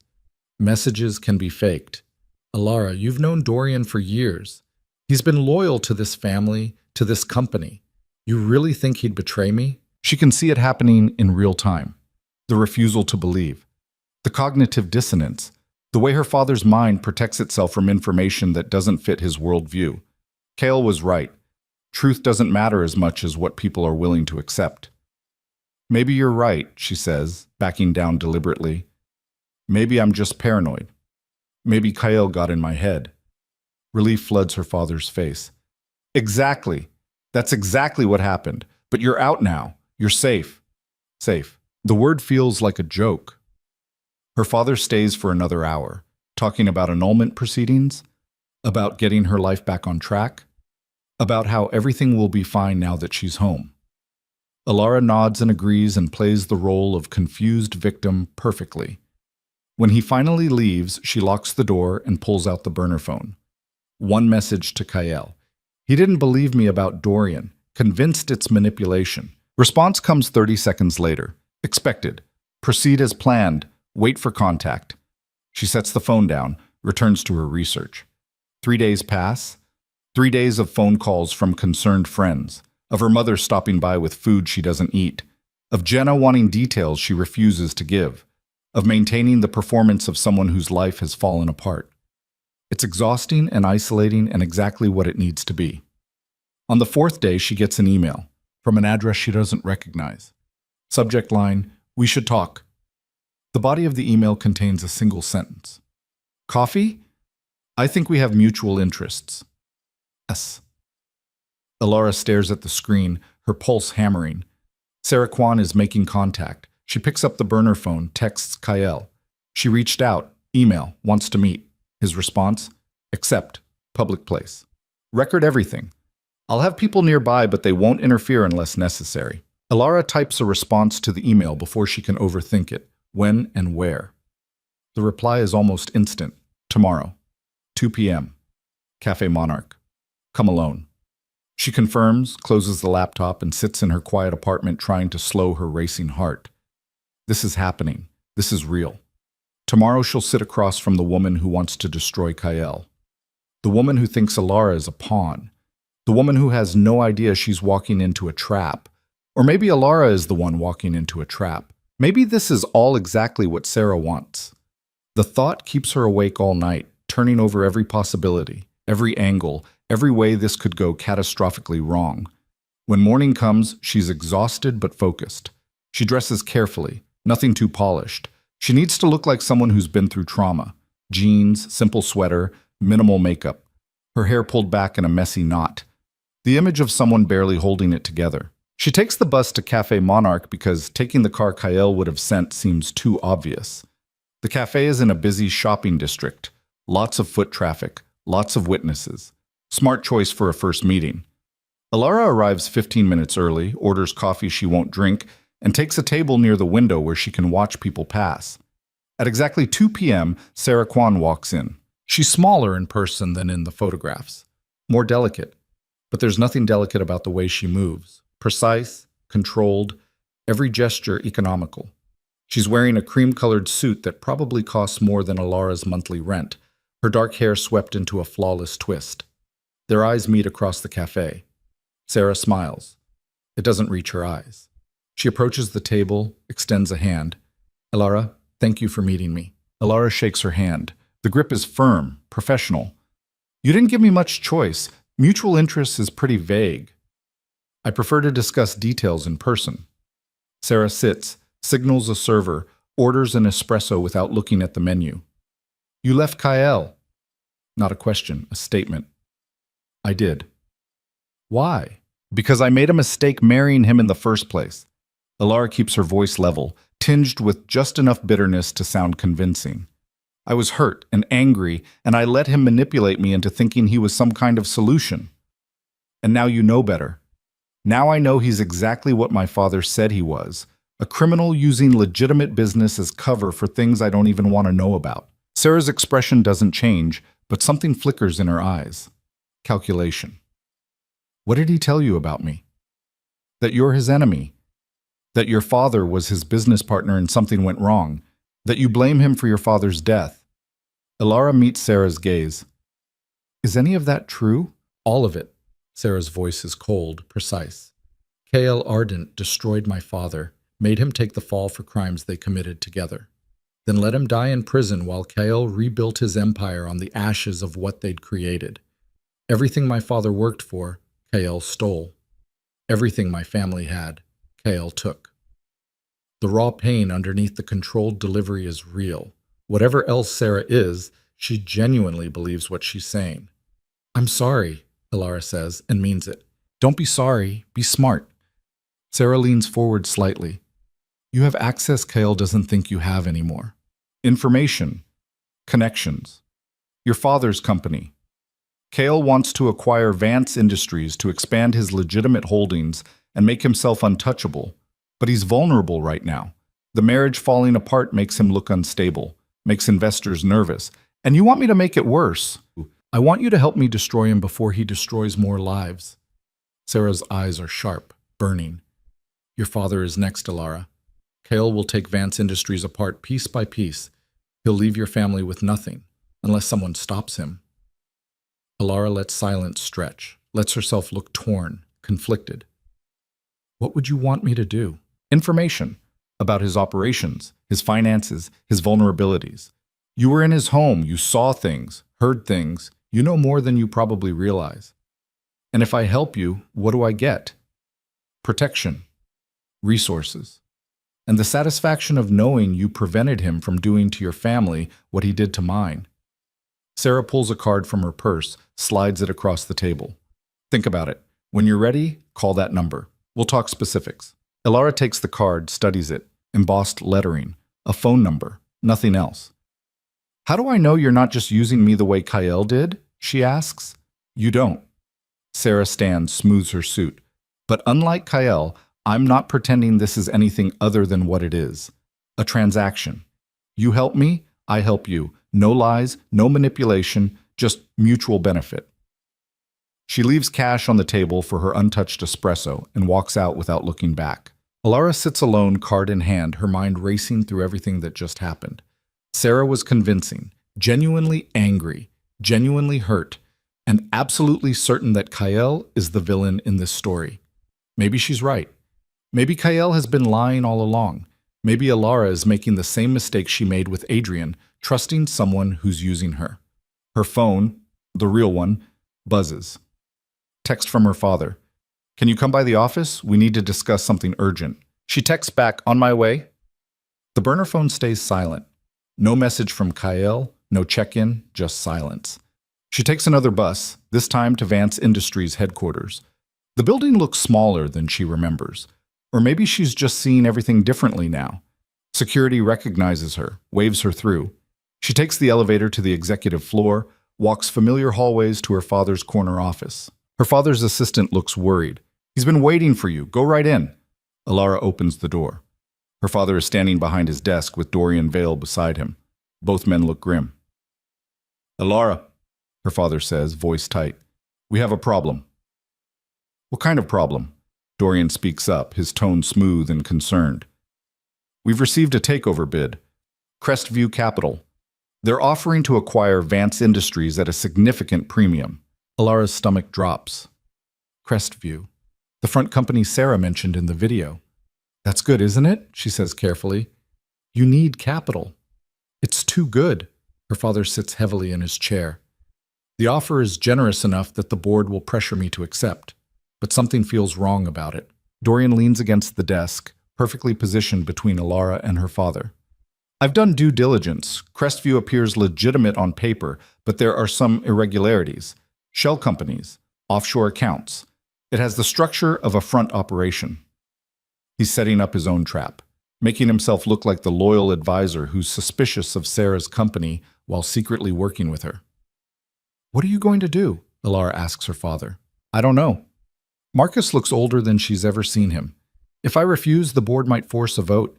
If I accept, I might be handing the company to people who will strip it for parts. What about Kael's offer? The words are out before she can stop them. The room goes silent. Dorian's eyes narrow fractionally. I thought you left him. I did, but his offer was legitimate. A merger, not a takeover. My father would maintain control. Alara, her father says quietly, I will not take money from that man, not after what he did to you. He didn't do anything to me. I made my own choice. A choice you regretted immediately. A choice I'm reconsidering. She looks between her father and Dorian. What if Kael's offer is actually better than Crestview's? What if refusing him is letting pride destroy everything you built? Her father's face hardens. This isn't about pride. It's about principles. About not doing business with criminals. Criminals like the people behind Crestview? She knows she's pushing too hard but can't seem to stop. You don't know who they are. At least with Kael, you know what you're getting. I know what I'm getting with Kael, her father says, and I won't have it. Dorian places a hand on Marcus's shoulder, a gesture of support that makes Alara's skin crawl. Marcus, perhaps we should take some time. Review both offers carefully. Make a decision based on all available information. There's nothing to review about Ardent's offer, Marcus snaps. It's not happening. Alara watches Dorian's expression, sees the micro flash of satisfaction quickly masked by concern. He's winning, pushing her father exactly where Sarah wants him, and Alara realizes with sickening clarity that she's out of moves. If she pushes harder for Kael's offer, her father will think she's still under his influence. If she backs off, Dorian will successfully push him toward Crestview and Sarah's trap. There's no good choice, only different ways to lose. I need to go, she says abruptly. Alara, her father starts, but she's already moving toward the door. I'll call you later. She leaves before he can argue, walks quickly through the hallways, punches the elevator button with more force than necessary. Her hands are shaking. The elevator descends. She pulls out the burner phone. Message to Kael. Father won't take your offer. Dorian pushing him toward Crestview. We're losing. The doors open. She steps into the lobby. Her phone buzzes. Not the burner. Her real phone. Unknown number. Text message. She opens it. A photo appears. Kael, standing outside a warehouse. Beside him, a man whose face Alara recognizes from her research, Viktor Morozov, known arms dealer, currently wanted by Interpol. Below the photo. Still think you know who you're working with? Call me when you're ready to talk truth. S. The phone buzzes again, the burner this time. Kael's message. Meeting tonight in my office, 8 p.m. Don't be late. Alara stands in the lobby, caught between two phones, two messages, two versions of reality that can't both be true. And she realizes she's not playing anyone. She's the one being played. By both of them. The question is, which lie is closer to the truth? And will she survive finding out? Alara stands in the lobby, staring at both phones, her pulse hammering so hard she can feel it in her throat. The photo of Kael with Viktor Morozov burns into her retinas even after she closes the screen. Arms dealer, war criminal, the kind of man whose name appears in classified briefings and international warrants, and Kael was standing next to him like they were discussing the weather. She shoves both phones into her bag and walks out of the building into afternoon sunlight that feels obscene in its normalcy. People passing on the sidewalk, talking on phones, carrying coffee, living lives that aren't fragmenting in real time. Her hands won't stop shaking. She needs to think, needs space to process, needs to figure out what the hell she's actually standing in the middle of. But Kael's message is clear. 8 p.m., his office. Don't be late. 4 hours. Alara walks without destination, letting muscle memory navigate while her brain spins through scenarios. Every interaction with Kael replays in her head, searching for the lie, searching for the moment she should have seen this coming. But what is this exactly? Kael told her he wasn't a good man, told her he'd made unforgivable choices, told her the world he operates in requires survival over morality. She believed him. But there's a difference between understanding someone operates in gray areas and discovering they're standing shoulder to shoulder with people who traffic in death. Her phone, the real one, rings. Jenna. Alara almost doesn't answer, but Jenna will just keep calling, and right now she needs to maintain the appearance of normal. "Hey," she says, forcing steadiness into her voice. "Oh my God, you answered." Jenna sounds breathless, excited. "I've been trying to reach you for days. Are you okay? Is it true you left him?" "Yeah, it's true. Thank God. Everyone was so worried. Adrian's been asking about you. Adrian can go to hell." Silence on the line. Then, carefully. "Okay, fair. But Alara, seriously, are you okay? You don't sound okay." "I'm fine. Just dealing with a lot. Do you want to meet up? Talk? I can come over." "No." Too sharp. She moderates her tone.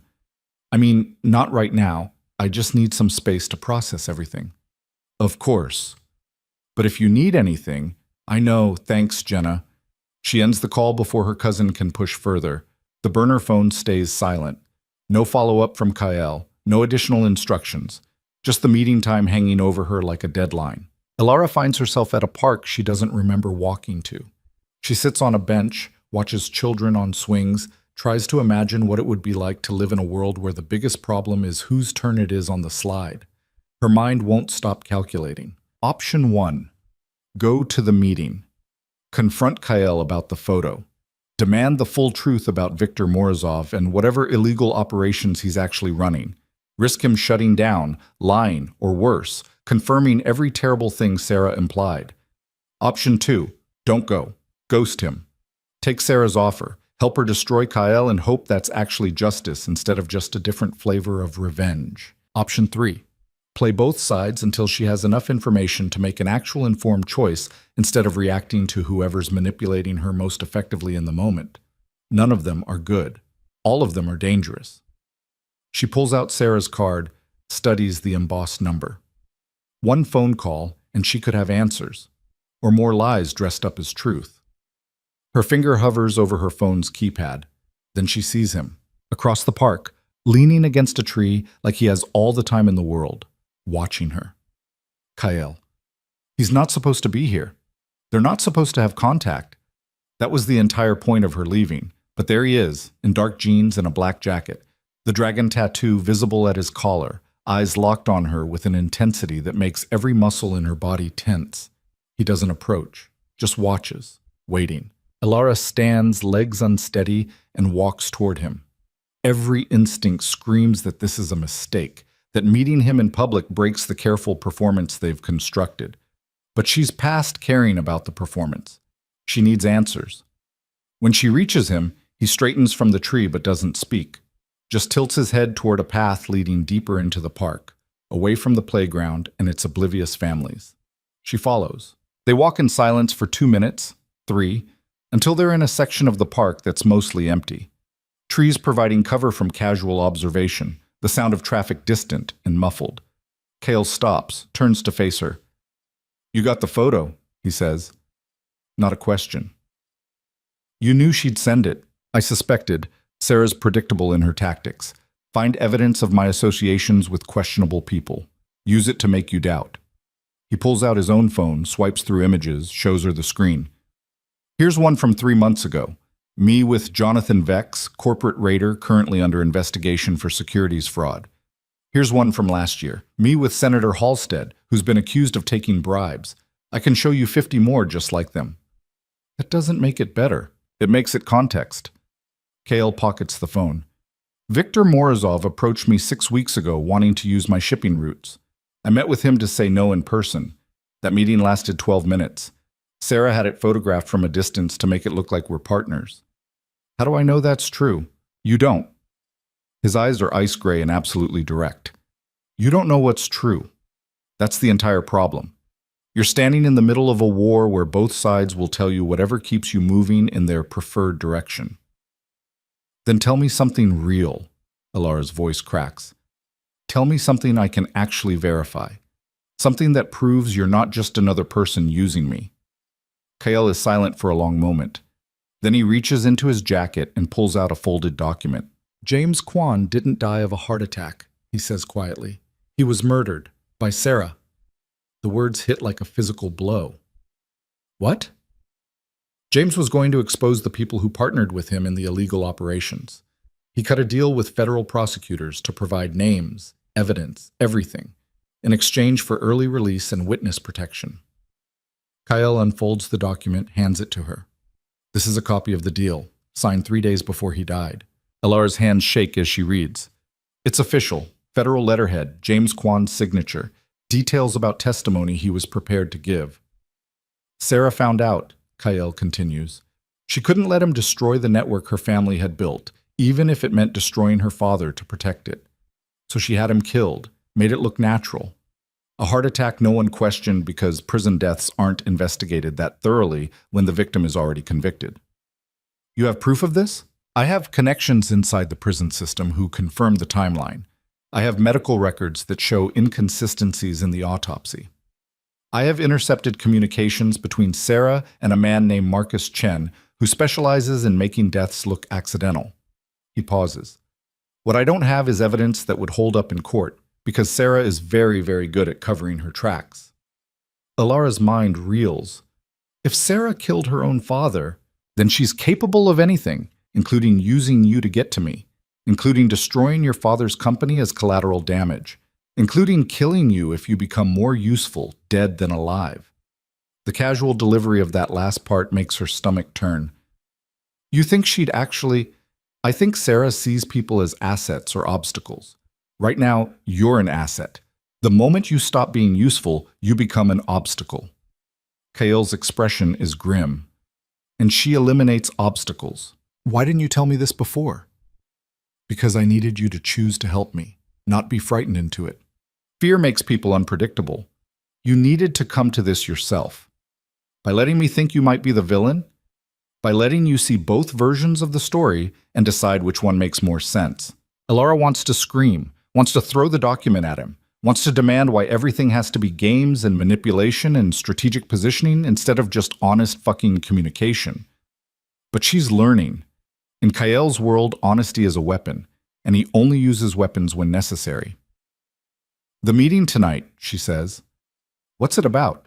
Dorian made his move, convinced your father to seriously consider Crestview's offer. The board votes in 3 days. If they accept, Sarah gets Vance Industries and uses it to dismantle my legitimate business holdings piece by piece. If they reject it, your father's company collapses within the month. So we're out of time. We're out of conventional options.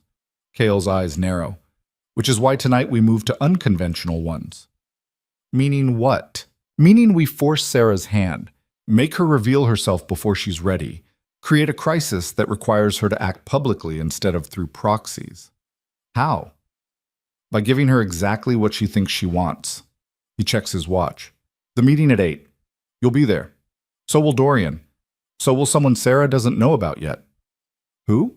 Someone who can testify to everything she's done. Someone she thought she'd buried along with her father's secrets. Kael's expression is cold, calculated. Someone who's been waiting 5 years for a chance at revenge. Alara's pulse hammers. You're setting a trap. I'm creating an opportunity. What happens next depends entirely on how Sarah responds. And if she doesn't respond the way you expect, then we improvise. The word improvise in a situation this volatile should terrify her. Instead, it clarifies something. Kael doesn't have all the answers, doesn't have every move planned. He's operating on strategy and instinct and hoping it's enough, just like she is. What do you need from me? She asks. I need you to be exactly what Sarah thinks you are. Confused, conflicted, vulnerable. When Dorian arrives at the meeting, you question everything I say. You make it look like you're still deciding whether to trust me. I am still deciding whether to trust you. Good. Use that. Make it real. He moves closer, close enough that she can see the individual lines of the dragon tattoo, the scar tissue underneath suggesting it was inked over older damage. Sarah will be watching, even if she's not physically present. She needs to believe you're genuinely torn, that you're a weakness she can exploit. And when she tries to exploit it, then we spring the trap. Alara should ask more questions, should demand details, contingencies, guarantees of safety. But she's realizing that in this world, there are no guarantees, just calculated risks and the hope that you're faster, smarter, more ruthless than the other side. 8 p.m., she says. I'll be there. Kale nods once. Don't come early. Don't tell anyone where you're going. And Alara? He catches her wrist, his grip firm. Whatever you see tonight, whatever gets said, remember that the only person you can truly trust is yourself. Not me, not Sarah, not even your father, just you. He releases her and walks away, disappearing between trees like he was never there. Alara stands alone, document still in her hand, trying to process everything that just happened. If Kyle is telling the truth, Sarah is a murderer willing to kill her own father to protect power. If Sarah is telling the truth, Kyle is a criminal who let his partner take the fall and die for crimes they committed together. If they're both lying, Alara is a pawn in a game she can't win. If they're both telling partial truths, she needs to figure out which parts are real before the pieces stop moving and everyone's position becomes permanent. She looks at the document, the signatures, the dates, the official seals. It looks real, but so did Adrian's love. Alara folds the paper carefully, slides it into her bag next to both phones, and starts walking back toward civilization. She has 4 hours. 4 hours to decide who she is and what she's willing to become. 4 hours before everything explodes. She spends them preparing. First, she goes back to her apartment, showers, changes into dark jeans, black sweater, boots with good traction, clothes that move. Nothing that restricts or catches or makes her vulnerable. Then she eats, forcing down protein and carbs her body will need if tonight goes sideways. Then she searches her apartment methodically, looking for anything that doesn't belong. Cameras, listening devices, evidence that someone's been monitoring her. She finds 2. One camera hidden in the smoke detector, one microphone embedded in the electrical outlet near her desk. She leaves them in place, doesn't give any indication she knows they're there, but now she knows. Someone's been watching, either Kale or Sarah or both. The surveillance clarifies something. She's not paranoid. She's not overreacting. She's genuinely in danger, and the only person she can count on is herself. Just like Kyle said. At 7:30, she leaves the apartment, takes her car instead of calling for one, drives through city streets with one eye on the rearview mirror, watching for tails. She spots 2, different vehicles, different license plates, one hanging back by 3 cars, one closer, more aggressive. She doesn't try to lose them. That would signal awareness. Instead, she drives normally, legally, giving no indication she knows she's being followed. At 7:55, she pulls into the parking structure beneath Kyle's building. The familiar black car is already there. So is a silver sedan she doesn't recognize. Dorian's car. Her pulse kicks higher. She takes the elevator to Kyle's floor, her reflection fractured in the mirrored walls. She looks calm, collected. Nothing like the chaos screaming inside her skull. The elevator opens. Margaret is waiting, expression unreadable. Mrs. Ardent? This way. I told you not to call me that. Mr. Ardent's instructions. Margaret leads her through the penthouse toward the office. He said to use your married name tonight, no matter what happens. They reach the office door. Margaret opens it, steps aside. Good luck, she says quietly. Then she's gone. Alara steps inside. The office is lit differently than before. Harsher. More clinical. The screens on the walls display financial data, news feeds, security camera footage from multiple locations. Kyle stands behind his desk, jacket off, sleeves rolled, looking like he's preparing for war. Dorian Vale sits in one of the chairs facing the desk, perfectly composed in an expensive suit, his expression politely curious. And in the third chair, a man Alara doesn't recognize. Late 50s, Korean features, salt and pepper hair, eyes that have seen things that left marks. He's wearing casual clothes, jeans, button-down shirt, but carries himself with military precision. Alara, Kale's voice is carefully neutral. Thank you for coming. I believe you know Dorian. Dorian stands, extends his hand with a smile that doesn't reach his eyes. Alara, I'm surprised to see you here. I thought you and Kyle had ended things. She ignores his hand. We're discussing options. Options? Dorian's smile tightens. How practical. And this, Kyle gestures to the unfamiliar man, is Daniel Song, former head of security for Ardent Quan Holdings. He has information relevant to our current situation. Daniel Song nods at her, his expression grim. Dorian's posture shifts almost imperceptibly, tension creeping in beneath the polished surface. I don't understand. What does former security have to do with Vance Industries? Everything, Cale says quietly. Please, sit, all of you. Alara takes the remaining chair, acutely aware of Dorian's proximity, of the way his fingers tap against his knee in a rhythm that suggests barely controlled anxiety. Cale remains standing, positioning himself with the desk between him and everyone else. Strategic, defensible. Dorian, he says, how long have you been working with Sarah Quan? The question lands like a grenade. Dorian's expression doesn't change, but something flickers in his eyes. I don't know what you're talking about.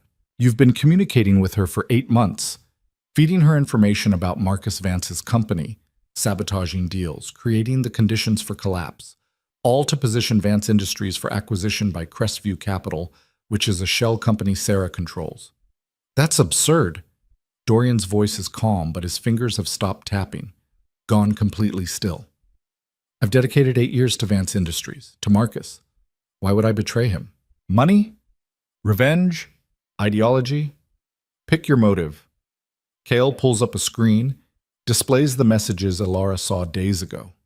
These are your communications with Sarah, detailed, incriminating, undeniable.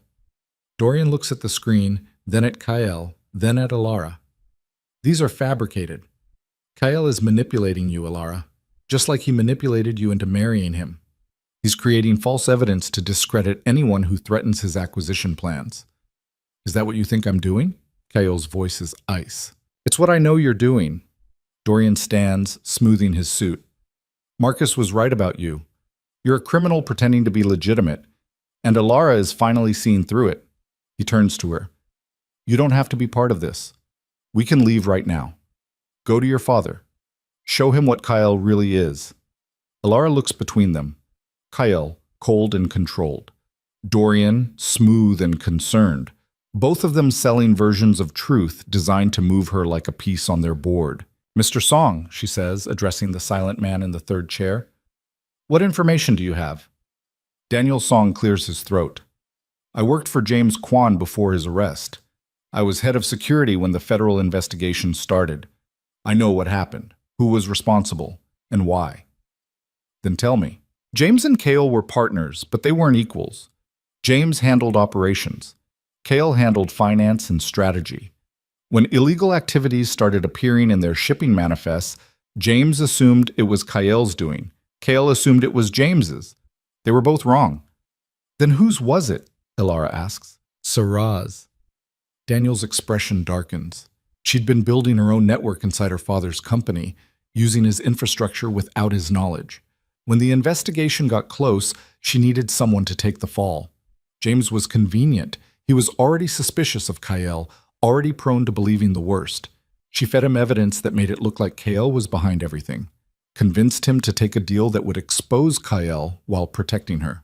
But the deal never went through, Kyle says, because James died before he could testify. Sarah arranged it. Daniel pulls out a folder, slides it across the desk toward Alara.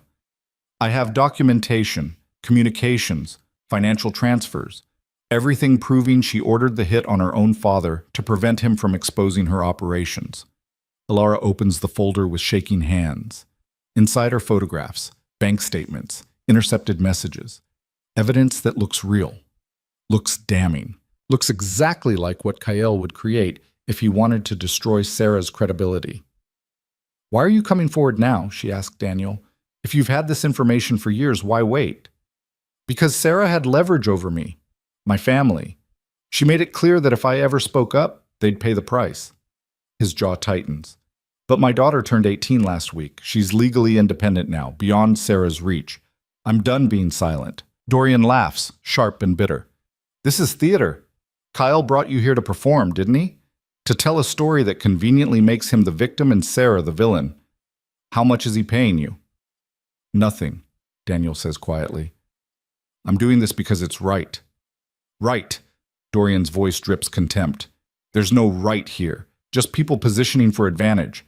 And Alara, you're in the middle of it. He moves toward the door. I'm leaving. This is a waste of time. You're not going anywhere, Kyle says. Something in his voice stops Dorian mid-step. Actually, I am. Dorian reaches for the door handle. You can't keep me here against my will. That's kidnapping.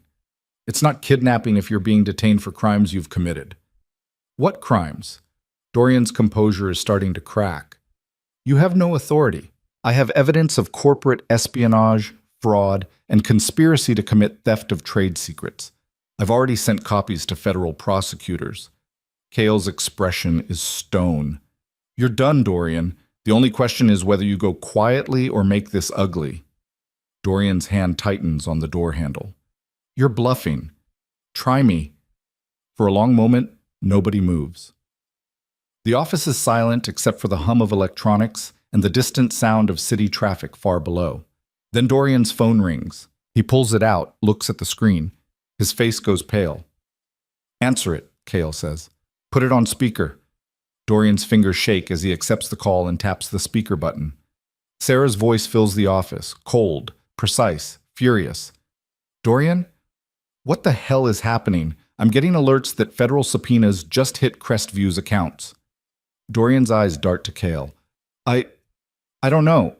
There must be some mistake. There's no mistake. Someone leaked our communications. Someone exposed the operation. A pause. Was it you? No, I swear. Then who? Sarah's voice could cut glass. You were the only one with access to those files. Kyle. Dorian's voice cracks. Kale Ardent has been... I know what Ardent's been doing. What I don't know is why you're still breathing instead of handling it. Silence. Then quieter. Where are you right now? Dorian doesn't answer. Dorian, where are you? I'm at Ardent's office. The silence that follows is absolute. Then Sarah laughs. Not amusement, something darker. You idiot! You walked right into his trap. I can fix this. You can't fix anything. You're compromised, burned, useless to me now. The line goes dead. Dorian stares at his phone, watching the screen go black, his carefully constructed composure completely shattered. She just cut you loose, Kyle says quietly. You understand what that means? It means... Dorian's voice is hollow. It means she'll eliminate me. Make sure I can't testify against her. Which gives you one option for survival. Kyle leans forward. Cooperate with federal prosecutors. Give them everything, in exchange for protection. You want me to betray her. I want you to save yourself. Sarah has already decided you're expendable. The question is whether you accept that or fight back. Dorian sinks into the chair, head in his hands. I never meant for it to go this far. She promised me a position in the new company, a fresh start. I didn't know she was planning to kill people. But you knew she was destroying Marcus Vance, Alara says, her voice hard. You knew you were sabotaging a man who trusted you.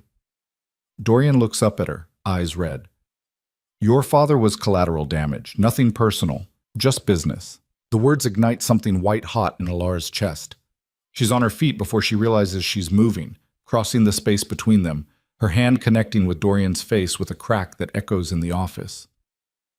He trusted you, she hears herself say, voice shaking. He relied on you, and you sold him out for money and revenge that wasn't even yours. Dorian touches his cheek, doesn't respond. Kale moves between them, putting himself in Alara's line of attack. That's enough. It's not nearly enough. Alara. His voice cuts through her rage. That's enough. She forces herself to step back, hands trembling, pulse hammering in her ears. The office door opens. Margaret appears with two men in dark suits, federal agents based on the badges clipped to their belts. Mr. Vale, one of them says, we need you to come with us. Dorian stands slowly, all fight drained out of him. Am I under arrest? Not yet, but we have questions about your involvement with Crestview Capital and Sarah Kwan. You're welcome to have an attorney present.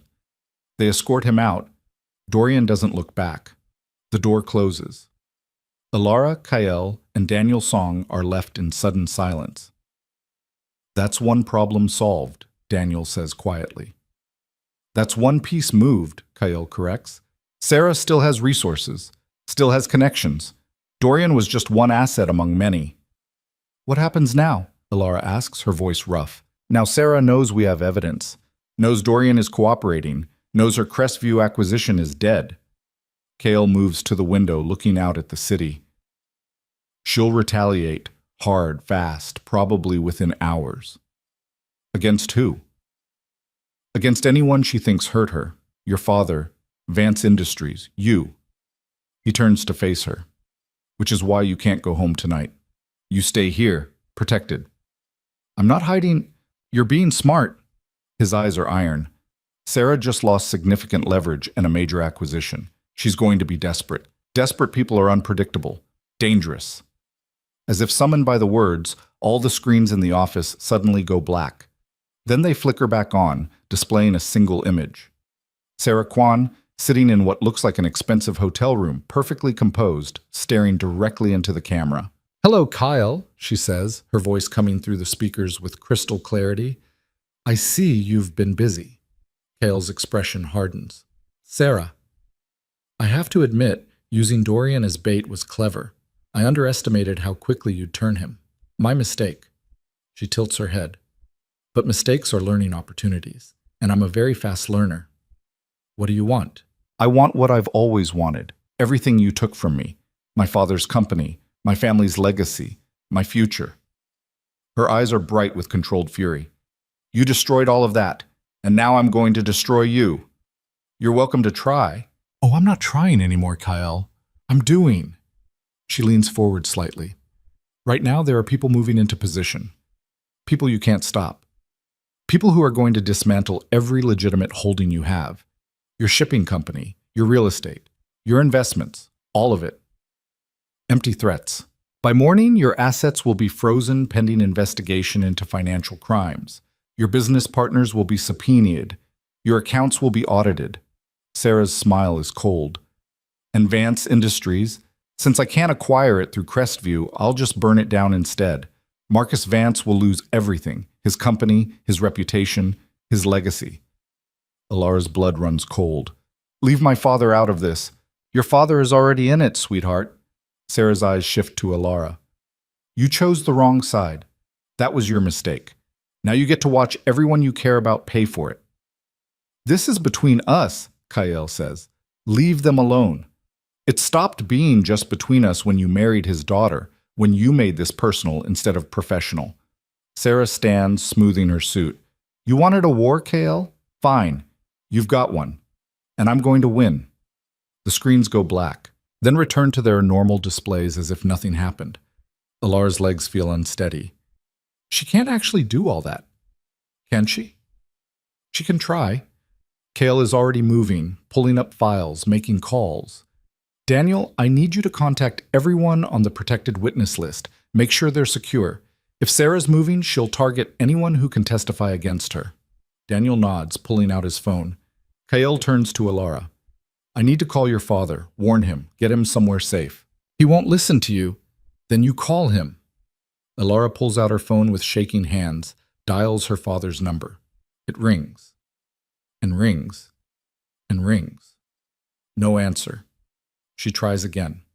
Nothing. He's not answering. Kale's expression darkens. Try his office. Try security. Try anyone at Vance Industries. She tries them all. Nobody answers. Kale pulls up security camera feeds from Vance Industries headquarters. The screens fill with images of the building. Empty, dark, shut down. "What's happening?" Alara's voice cracks. Kale zooms in on one of the cameras. The front entrance. There's something on the door. A notice. Federal seal. "She did it," he says quietly. "She got federal agents to raid Vance Industries, probably claiming evidence of fraud. It'll take hours to sort out, but by then the damage is done. My father is probably being questioned right now. They would have taken him into custody, standard procedure." Alara's world tilts, her father in federal custody, his company raided, everything collapsing in real time. Because of her. Because she chose to help Kyle instead of walking away. "This is my fault," she hears herself say. "This is Sarah's doing," Kyle corrects. "Don't confuse the two. I made a choice. You made the right choice. Sarah would have destroyed your father regardless. At least this way, he has a chance. What chance? His company is being raided. He's being questioned for crimes he didn't commit. His CFO just got arrested. How is any of that a chance? Kyle moves to her, grips her shoulders. Because we have evidence that proves Dorian was the one committing fraud. Because Daniel's testimony will support your father's innocence. Because federal investigators are thorough. And when they dig deep enough, they'll find the truth. How long will that take? Days. Maybe weeks. And in the meantime, my father sits in federal custody while his reputation is destroyed? Cale doesn't answer. Doesn't need to. Alara pulls away from him, pacing the office, her mind racing. There has to be something we can do.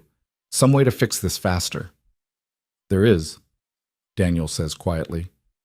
Both of them turn to look at him. Sarah's exposed now, Daniel continues. She's making aggressive moves that leave trails. She's acting on emotion instead of strategy. That makes her vulnerable. Vulnerable how? Kyle asks. She's somewhere local. Had to be, to coordinate everything this quickly.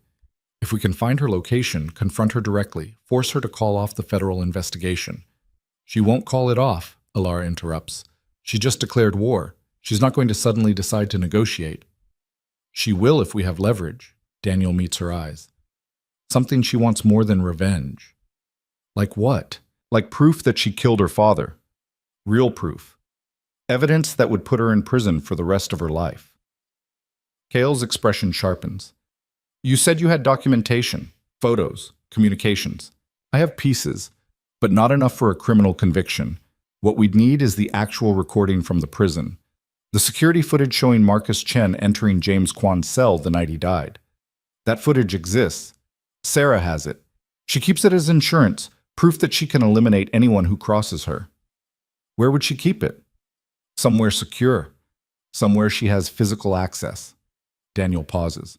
Probably her penthouse, top floor of the Monarch Tower. Cale and Alara exchange glances. You want us to break into her home, Alara says. I want you to retrieve evidence that saves your father and puts Sarah in prison where she belongs. Daniel stands.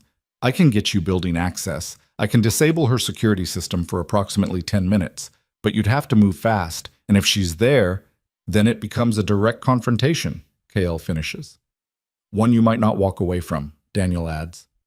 The office goes silent. Alara looks at the screens, at the federal notices on her father's building, at the empire Sarah is dismantling piece by piece. Then she looks at Kyle, this man she married on the worst day of her life, this man who's somehow become her partner in chaos. We do it, she says. Tonight, now, before she has time to move the evidence. Alara, Kyle starts. She took my father. She's destroying his life's work. She's threatened everyone I care about. Alara's voice is steel. I'm done watching, done reacting. We end this tonight. Kyle studies her for a long moment. Then he nods. Daniel, get us building access. We leave in 10 minutes. Daniel moves to his phone, coordinating logistics. Kyle turns to Alara, his expression grim. You understand what you're agreeing to? If we get caught, we don't get caught. If we confront Sarah directly, then we confront her. She's dangerous, Alara, really dangerous. This isn't corporate espionage anymore. This is actual physical risk. I know. Do you? Alara moves closer to him, close enough to see the concern beneath his controlled expression. I know exactly what I'm risking, and I'm doing it anyway.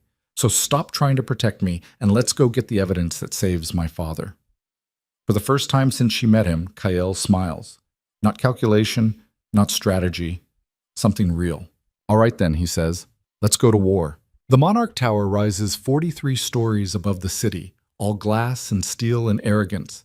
Alara stands on the street looking up at it, her breath forming clouds in the cold night air, and thinks about how many terrible decisions have led to this exact moment. She's wearing dark clothes that don't restrict movement. Cale beside her is dressed the same, the dragon tattoo hidden beneath his collar, his expression carved from stone. Daniel waits in a van 2 blocks away, monitoring security feeds ready to create the window they need. Last chance to change your mind, Cale says quietly. Stop asking me that.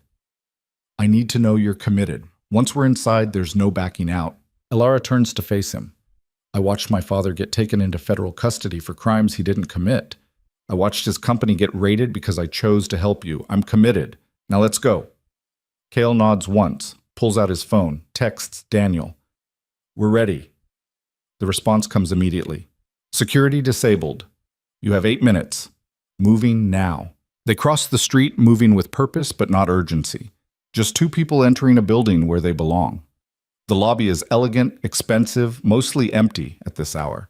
A security guard sits behind a marble desk, but his eyes are on his phone, not on the entrance.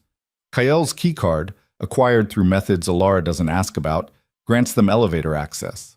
The doors close with a whisper. The elevator begins its ascent.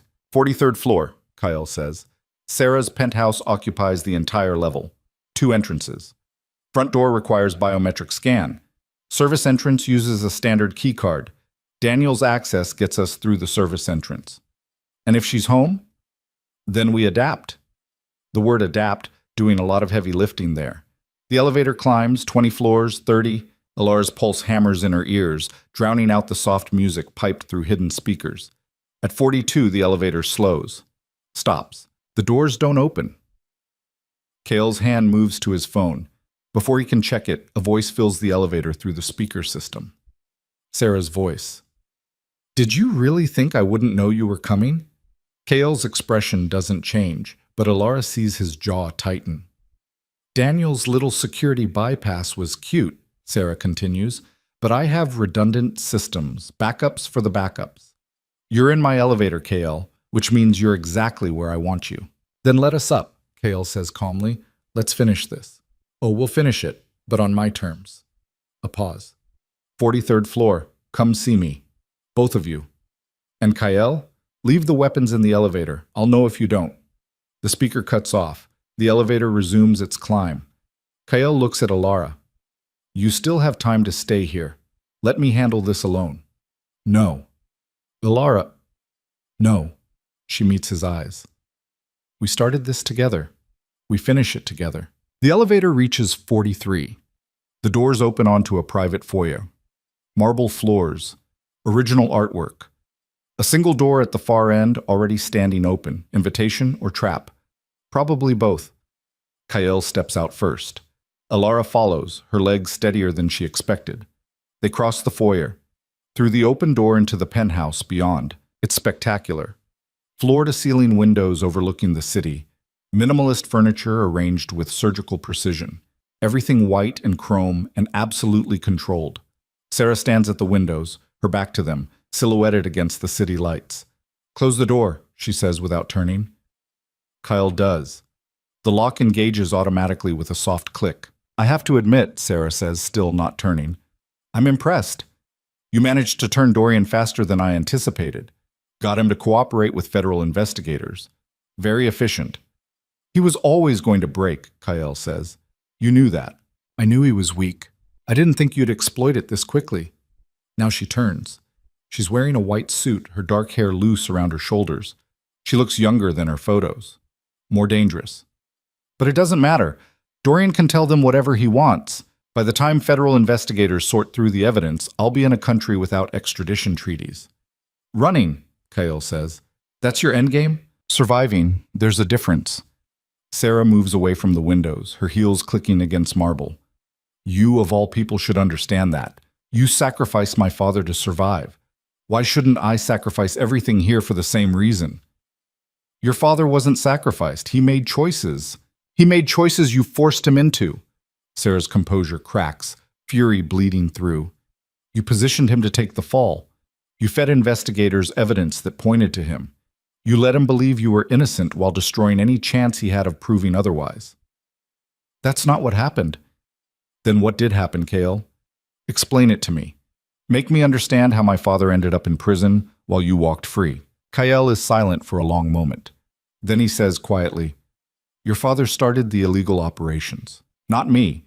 Not the unnamed partners you keep referencing. Him. James made a choice to move weapons through our shipping routes because legitimate cargo wasn't profitable enough for his taste. I found out months after it started. Confronted him. He denied it. Then the federal investigation opened, and I had a choice: protect him or protect the company. You chose the company. I chose survival. James had already compromised everything we built. If I'd taken the fall for his crimes, we both would have lost everything. At least this way, one of us could salvage something from the wreckage. You let him die in prison. I didn't let him do anything. James had options. He could have served his sentence quietly. Instead, he decided to cut a deal with prosecutors. Decided to expose everyone involved, including people far more dangerous than me. Kael's eyes are ice. Those people didn't appreciate the threat. They eliminated it. I had nothing to do with his death. But you knew it was going to happen, Sarah says. Didn't you? Kael doesn't answer. His silence is confirmation enough. You knew, Sarah breathes. You knew they were going to kill him, and you didn't warn him, didn't protect him. Just let it happen because it was convenient. It was survival, Kael says again. In that world, you protect yourself or you die. There's no middle ground. And Alara? Sarah's eyes shift. Is she survival too? Or is she something else? She's none of your concern. She made herself my concern when she chose your side. Sarah approaches slowly, predatory. Tell me, Alara, do you know what you've aligned yourself with? What kind of man makes choices like the ones Kael just described? Alara's throat is dry, but her voice comes out steady. The kind who stays alive when everyone else doesn't. The kind who plays in a world where the rules are different. The kind I need if I'm going to save my father. Your father. Sarah laughs, sharp and bitter. Your father is in federal custody because of evidence I provided. Evidence that took me months to fabricate. Evidence that's convincing enough to keep him there for weeks while investigators unravel the truth. You framed him. I created leverage. Marcus Vance was never the target. He was just convenient, a way to hurt you, a way to force Kael into making mistakes. Sarah tilts her head. And it worked. Here you are, in my home, exactly where I wanted you. Kael's posture shifts slightly, preparing. What do you want, Sarah? I want you to understand what it feels like to lose everything. She pulls a phone from her pocket, displays the screen. Right now, there are people positioned at key locations. People who will, on my signal, release information that destroys every legitimate business you've built. Your shipping company will be revealed as a front for weapons trafficking. Your real estate holdings will be exposed as money laundering operations. Your investments will be linked to criminal enterprises across 3 continents. None of that's true. It doesn't have to be true. It just has to be convincing. Sarah's smile is cold. By morning, you'll be toxic, unhireable, untouchable. Every legitimate connection you've built will evaporate. You'll be exactly what you've always really been, a criminal with nowhere to hide. And if I refuse to engage with this, if I just walk out, then I send the signal anyway, and I add something extra. She swipes to another screen, shows them an image. Alara's breath stops. It's her father, in what looks like a federal interrogation room, but the photo has been doctored, manipulated, made to look like he's accepting money from known criminals, meeting with people who don't exist, committing crimes that never happened. Fabricated evidence is easy when you have resources, Sarah says. These photos will be leaked to media, sent to prosecutors, buried in the investigation against him. By the time anyone proves they're fake, the damage will be permanent. Alara's hands curl into fists. You're going to destroy an innocent man to hurt us? I'm going to destroy everyone Kael cares about the way he destroyed everyone I cared about. Fair is fair. Sarah pockets the phone. Unless what? Kael's voice is deadly quiet. Unless you give me what I want. Which is? Confession, public, recorded. You admitting that you conspired to frame my father, that you knowingly let him take the fall. That you were aware of the threat to his life and did nothing. Sarah's eyes burn. You make that confession, I release it to media, and I walk away. No more attacks. No fabricated evidence against Marcus Vance. No destruction of your businesses. Clean slate. Except I go to prison. Except you finally face consequences. Yes. The penthouse goes silent, except for the distant hum of the city below. Kael looks at Alara. Something passes between them without words. Then he turns back to Sarah. No. No? Sarah's composure cracks. You're choosing yourself over everyone else? Again? I'm choosing truth over your revenge. I won't confess to crimes I didn't commit just because you need someone to blame for your father's choices. My father's choices were forced on him by you. Your father's choices were his own. Kyle's voice rises for the first time. He decided to bring illegal operations into our company. He decided to lie to me about it. He decided to cut a deal with prosecutors.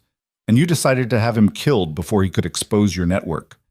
Every terrible thing that happened to James Kwan was set in motion by people in his own family, not by me. Sarah's hand trembles as she pulls out the phone again. Then I send the signal, and I destroy all of you. Wait, Alara says. Both of them turn to look at her. You want a confession? Alara's pulse hammers, but her mind is clear. Fine. Record this. Alara, don't, Kyle starts. Record it, she repeats. Sarah's eyes narrow, but she activates her phone's recording function. Go ahead. Alara takes a breath. My name is Alara Vance. I'm the daughter of Marcus Vance, CEO of Vance Industries. And I'm here to confess that I broke into Sarah Kwan's penthouse tonight with the intention of stealing evidence related to her father's death. Sarah's expression shifts, confusion bleeding through her fury. I broke into your home, Alara continues, because I believed you were responsible for James Kwan's murder. Because I believed you framed my father. Because I believed you were destroying innocent people to satisfy your need for revenge against Kyle Ardent. What are you doing? Sarah asks. I'm giving you what you want. Confession. Evidence of criminal activity. Something you can use. Alara steps closer. But here's the problem with your leverage, Sarah. You're threatening to destroy people who have nothing to lose. My father's company is already being investigated. Kyle's reputation is already questionable. You think releasing more dirt changes anything? It changes everything. It changes nothing. You're acting like you have power here, but you don't. You have threats. And threats only work when the person you're threatening cares more about avoiding consequences than achieving their goal. Sarah's phone wavers slightly. Our goal, Alara says quietly, is stopping you from hurting more people. And we're willing to accept any consequence to make that happen, including criminal charges, including prison, including the complete destruction of everything we've built. Because unlike you, we're not running. We're finishing this. You're bluffing. Am I? Alara pulls out her own phone, the burner Kale gave her, displays a message thread. While you were monologuing about revenge, Daniel Song was coordinating with federal investigators. They're downstairs right now. They have warrants for your arrest related to James Kwan's murder, corporate espionage, and conspiracy to commit fraud. The only reason they haven't come up yet is because we asked them to wait. Sarah's face drains of color. You're lying. Call building security. Ask them who's in your lobby. For a long moment, Sarah doesn't move. Then she grabs her own phone, makes a call, listens. Her expression crumbles. How? She whispers. Because you made the same mistake you accused Kyle of making, Alara says. You assumed everyone around you was weak. You assumed Dorian would stay loyal. You assumed Daniel would stay silent. You assumed I would stay broken. You were wrong about all of it. Sarah's phone slips from her fingers, clatters to the marble floor. It's over, Kyle says quietly. You can walk out with us. Cooperate with investigators. Face trial with dignity. Or you can run and spend the rest of your life looking over your shoulder. Your choice. Choice. Sarah's laugh is hollow. You took away my choices when you destroyed my father. Your father destroyed himself. And you destroyed what was left by killing him. Kale moves closer. But you still have a choice now. How this ends. Whether you face it or flee from it. Sarah looks between them.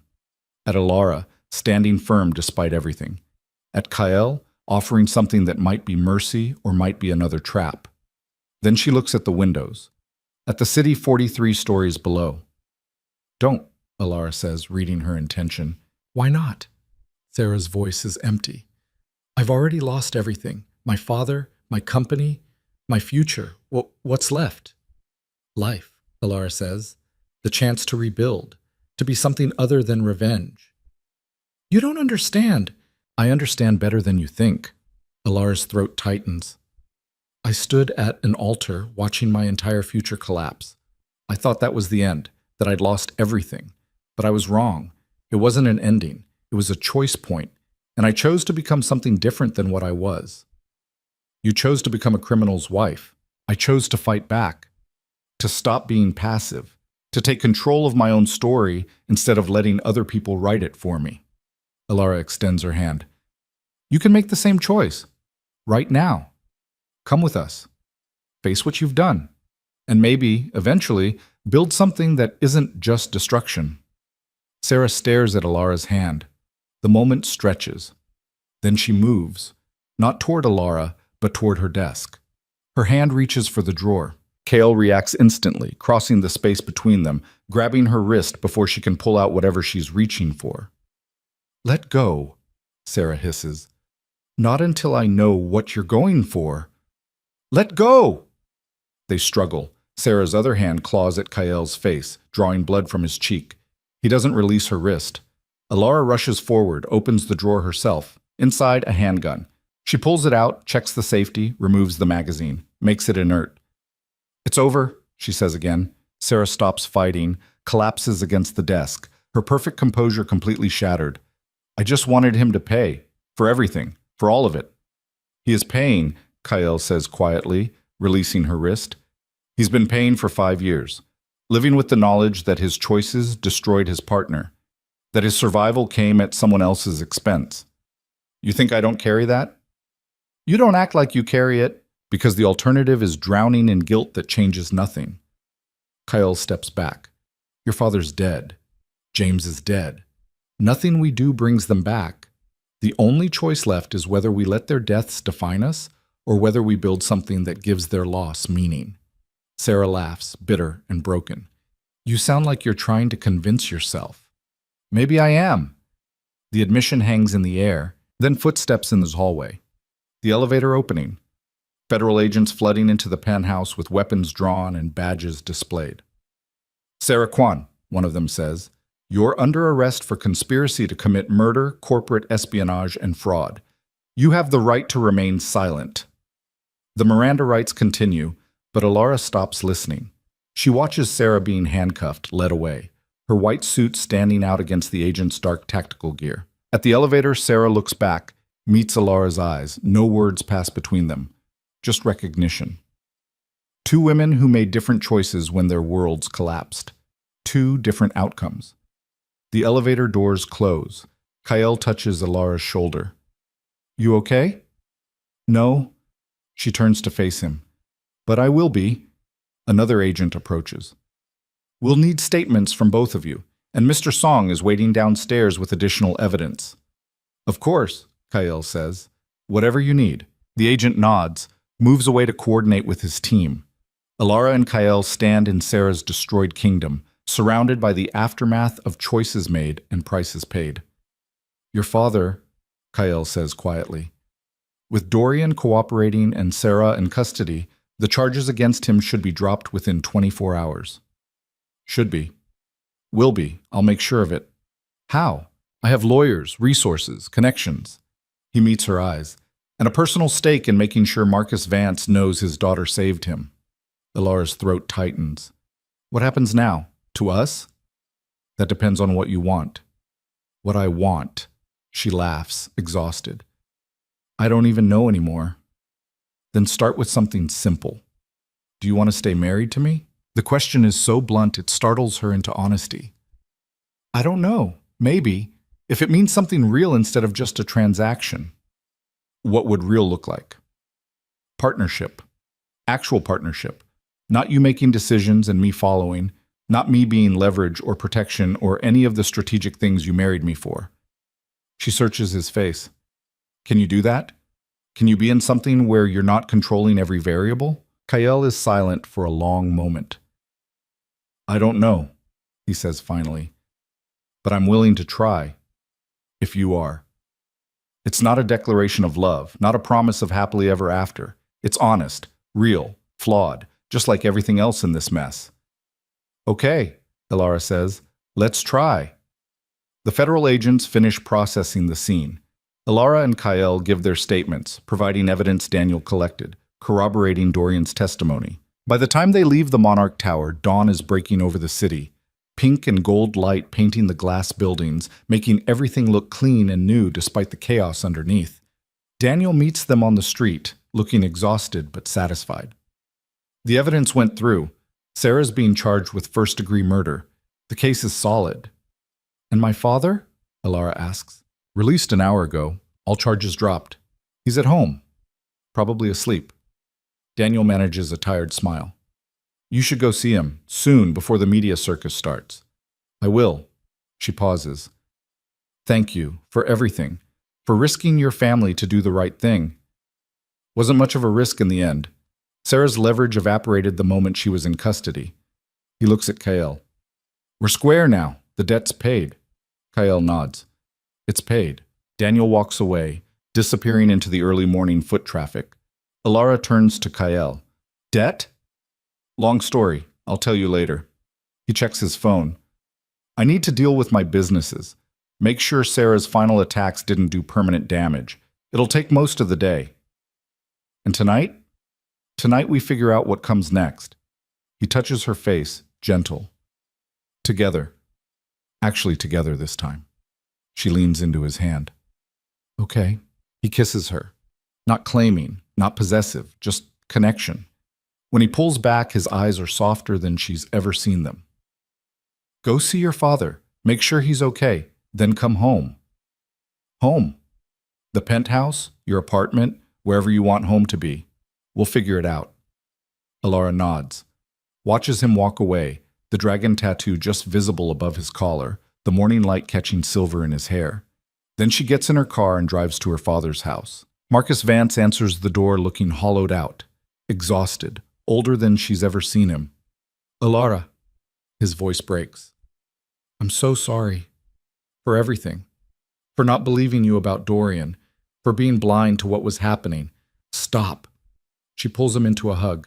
You were betrayed by someone you trusted. That's not your fault. I should have seen it. No one saw it. That's how betrayal works. She pulls back, meets his eyes. But it's over now. Dorian's cooperating. Sarah's in custody. Your company is safe. Because of you. Her father's eyes are red. Because you were brave enough to do what I couldn't. I had help. From Kael. Not a question. Yes.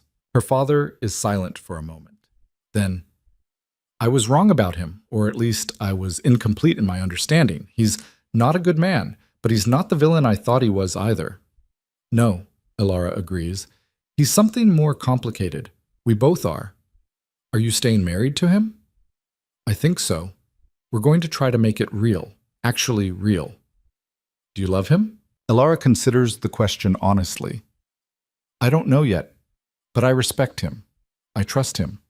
And I think maybe that's enough to build on. Her father nods slowly. Then you have my blessing. For whatever that's worth. It's worth everything. They talk for another hour. About the company, about rebuilding, about the future. Marcus reveals that with Dorian gone and the investigation cleared, he's ready to make changes. Bring in new leadership. Maybe even consider Kael's merger proposal if it's still on the table. It will be, Alara says. Kael doesn't give up on things he wants. And he wants legitimacy. He wants to build something that lasts, something that isn't just survival. She pauses. I think I want that too. When she finally leaves, the sun is fully up. The city is awake, alive, moving forward like it always does, regardless of individual catastrophes. Alara drives through morning traffic back to the penthouse. Margaret lets her in, expression unreadable as always. Mr. Ardent is in his office, she says. He asked not to be disturbed unless it was you. Thank you, Margaret. Mrs. Ardent? Alara pauses. I'm glad you stayed, Margaret says quietly. The house feels different when you're here. Better. It's the closest thing to emotion Margaret has ever shown. Thank you, Alara says again. Means it differently this time. She finds Kael in his office, surrounded by screens and documents, phone pressed to his ear, managing the chaos Sarah created. When he sees her, he ends the call mid-sentence. How's your father? Shaken. But okay. He wants to discuss your merger proposal. For real this time. Good. We'll set up a meeting. Do it right. He stands, moves around the desk. And you? How are you? Exhausted, overwhelmed, confused about what my life is now. She manages a smile. But alive. And that's more than I expected when I stood at that altar 4 days ago. 4 days. Cale shakes his head. Feels like longer. Feels like a lifetime. He pulls her close, his arms solid and real around her. She lets herself lean into him, lets herself feel the weight of everything that's happened. What happens now? She asks into his chest. Now we rebuild. Your father's company, my reputation, this marriage, all of it. He pulls back enough to meet her eyes. It won't be easy. There will be investigations, media attention, people questioning everything we do. I know. And I'm still not a good man. I've still done things you'll struggle with, made choices you might not be able to forgive. I know that too. Then why stay? Alara considers the question, thinks about Adrian and Lila and the life she thought she wanted, thinks about Sarah and her father and revenge that destroyed everything it touched. Thinks about standing in this office days ago, broken and humiliated, and the choice Kyle offered. Because I'm not looking for good anymore, she says finally. I'm looking for real. For partnership with someone who sees me as an equal, not a decoration or a victim. For a life where I'm active instead of passive, where I build instead of just accept. She touches his face. You offered me that, whether you meant to or not, and I'm choosing to take it. Cale's expression softens. Then we build it together, something neither of us could create alone, something that isn't perfect but is ours. Yes. He kisses her again, deeper this time, a promise carved into the space between them. When they finally break apart, the city stretches beyond the windows, alive, complicated, full of broken things being reassembled into new shapes, just like them. Weeks pass. The investigations conclude. Sarah is formally charged with first-degree murder and remains in custody without bail. Dorian testifies in exchange for a reduced sentence. Daniel Song fades back into whatever life he built after leaving Kyle's employment. Marcus Vance and Kyle Ardent negotiate a merger that saves Vance Industries while expanding Kyle's legitimate holdings. It's announced publicly, generates media coverage, raises eyebrows among people who remember the wedding disaster. Let them talk. Alara learns to navigate Kyle's world, not as his accessory, as his partner. She attends meetings, offers strategic input, learns the language of power and influence that operates beneath polite surfaces. She's good at it. Better than she expected. Adrian and Lila fade into irrelevance. Occasionally she sees social media posts. Their relationship is already crumbling, surprise, surprise. But she doesn't care. They're artifacts of a life she's left behind. Some nights, she and Cale talk until dawn about everything and nothing. About his mother, who died when he was 19. About her dreams of graduate school, deferred but not abandoned. About the ways they're both learning to be less broken. Other nights, they barely talk at all, just exist in the same space, reading or working or simply being together in comfortable silence. It's not perfect. There are arguments, disagreements about strategy, about boundaries, about how much of their lives they're willing to share versus protect. There are moments when Alara questions whether this is sustainable, whether building on a foundation of crisis and manipulation can ever become something stable. But then Kyle does something that surprises her. Shows vulnerability, asks her opinion and actually listens, makes space for her choices instead of directing them, and she realizes they're both changing, both becoming something different than what they were. 6 months after the wedding that wasn't, Alara stands in the penthouse looking out at the city. Kyle approaches from behind, slides his arms around her waist. What are you thinking about? He asks. The day we met, how certain I was that I'd made the worst mistake of my life. And now? Now I think maybe it was the best mistake I've ever made. She turns in his arms. Or maybe not a mistake at all. Maybe just the right thing happening in the worst possible way. That's overly poetic for you. I'm allowed to be poetic occasionally. Are you? I'm your wife. I'm allowed to be whatever I want. He laughs, genuine, unguarded. Yes, you are. They stand together watching the sunset paint the sky in shades of orange and purple. The city below them pulses with life, with possibility, with all the chaos and beauty that comes from millions of people making choices and living with consequences. Kael, Alara says quietly. Yeah? I love you. The words surprise her as much as they surprise him, but saying them out loud, she realizes they're true. Not the fairy tale love she thought she had with Adrian, something rawer, more complicated, built on shared trauma and mutual respect and the decision to keep choosing each other despite everything. Kael doesn't respond immediately, just holds her tighter. I love you too, he says finally. I don't know if I'm good at it, if I know how to do this right, but I love you. Good at it isn't the point. Trying is the point. Then I'll keep trying. So will I. They stand together as the sun disappears and the city lights begin to flicker on, one by one, like stars being born from concrete and glass and human ambition. And in the silence between them, there's no ending, just continuation, just the next chapter of something they're writing together, something built from broken pieces, something imperfect and real and entirely theirs. The dragon tattoo on Kael's neck catches the last rays of sunlight, its eyes seeming to glow for a moment before fading into shadow. Alara traces it with her finger, following the curve from his jaw to his collarbone. Do you regret it? She asks. Any of it? Marrying you? No, the circumstances, yes, but not the outcome. He turns to face her fully. You could have left.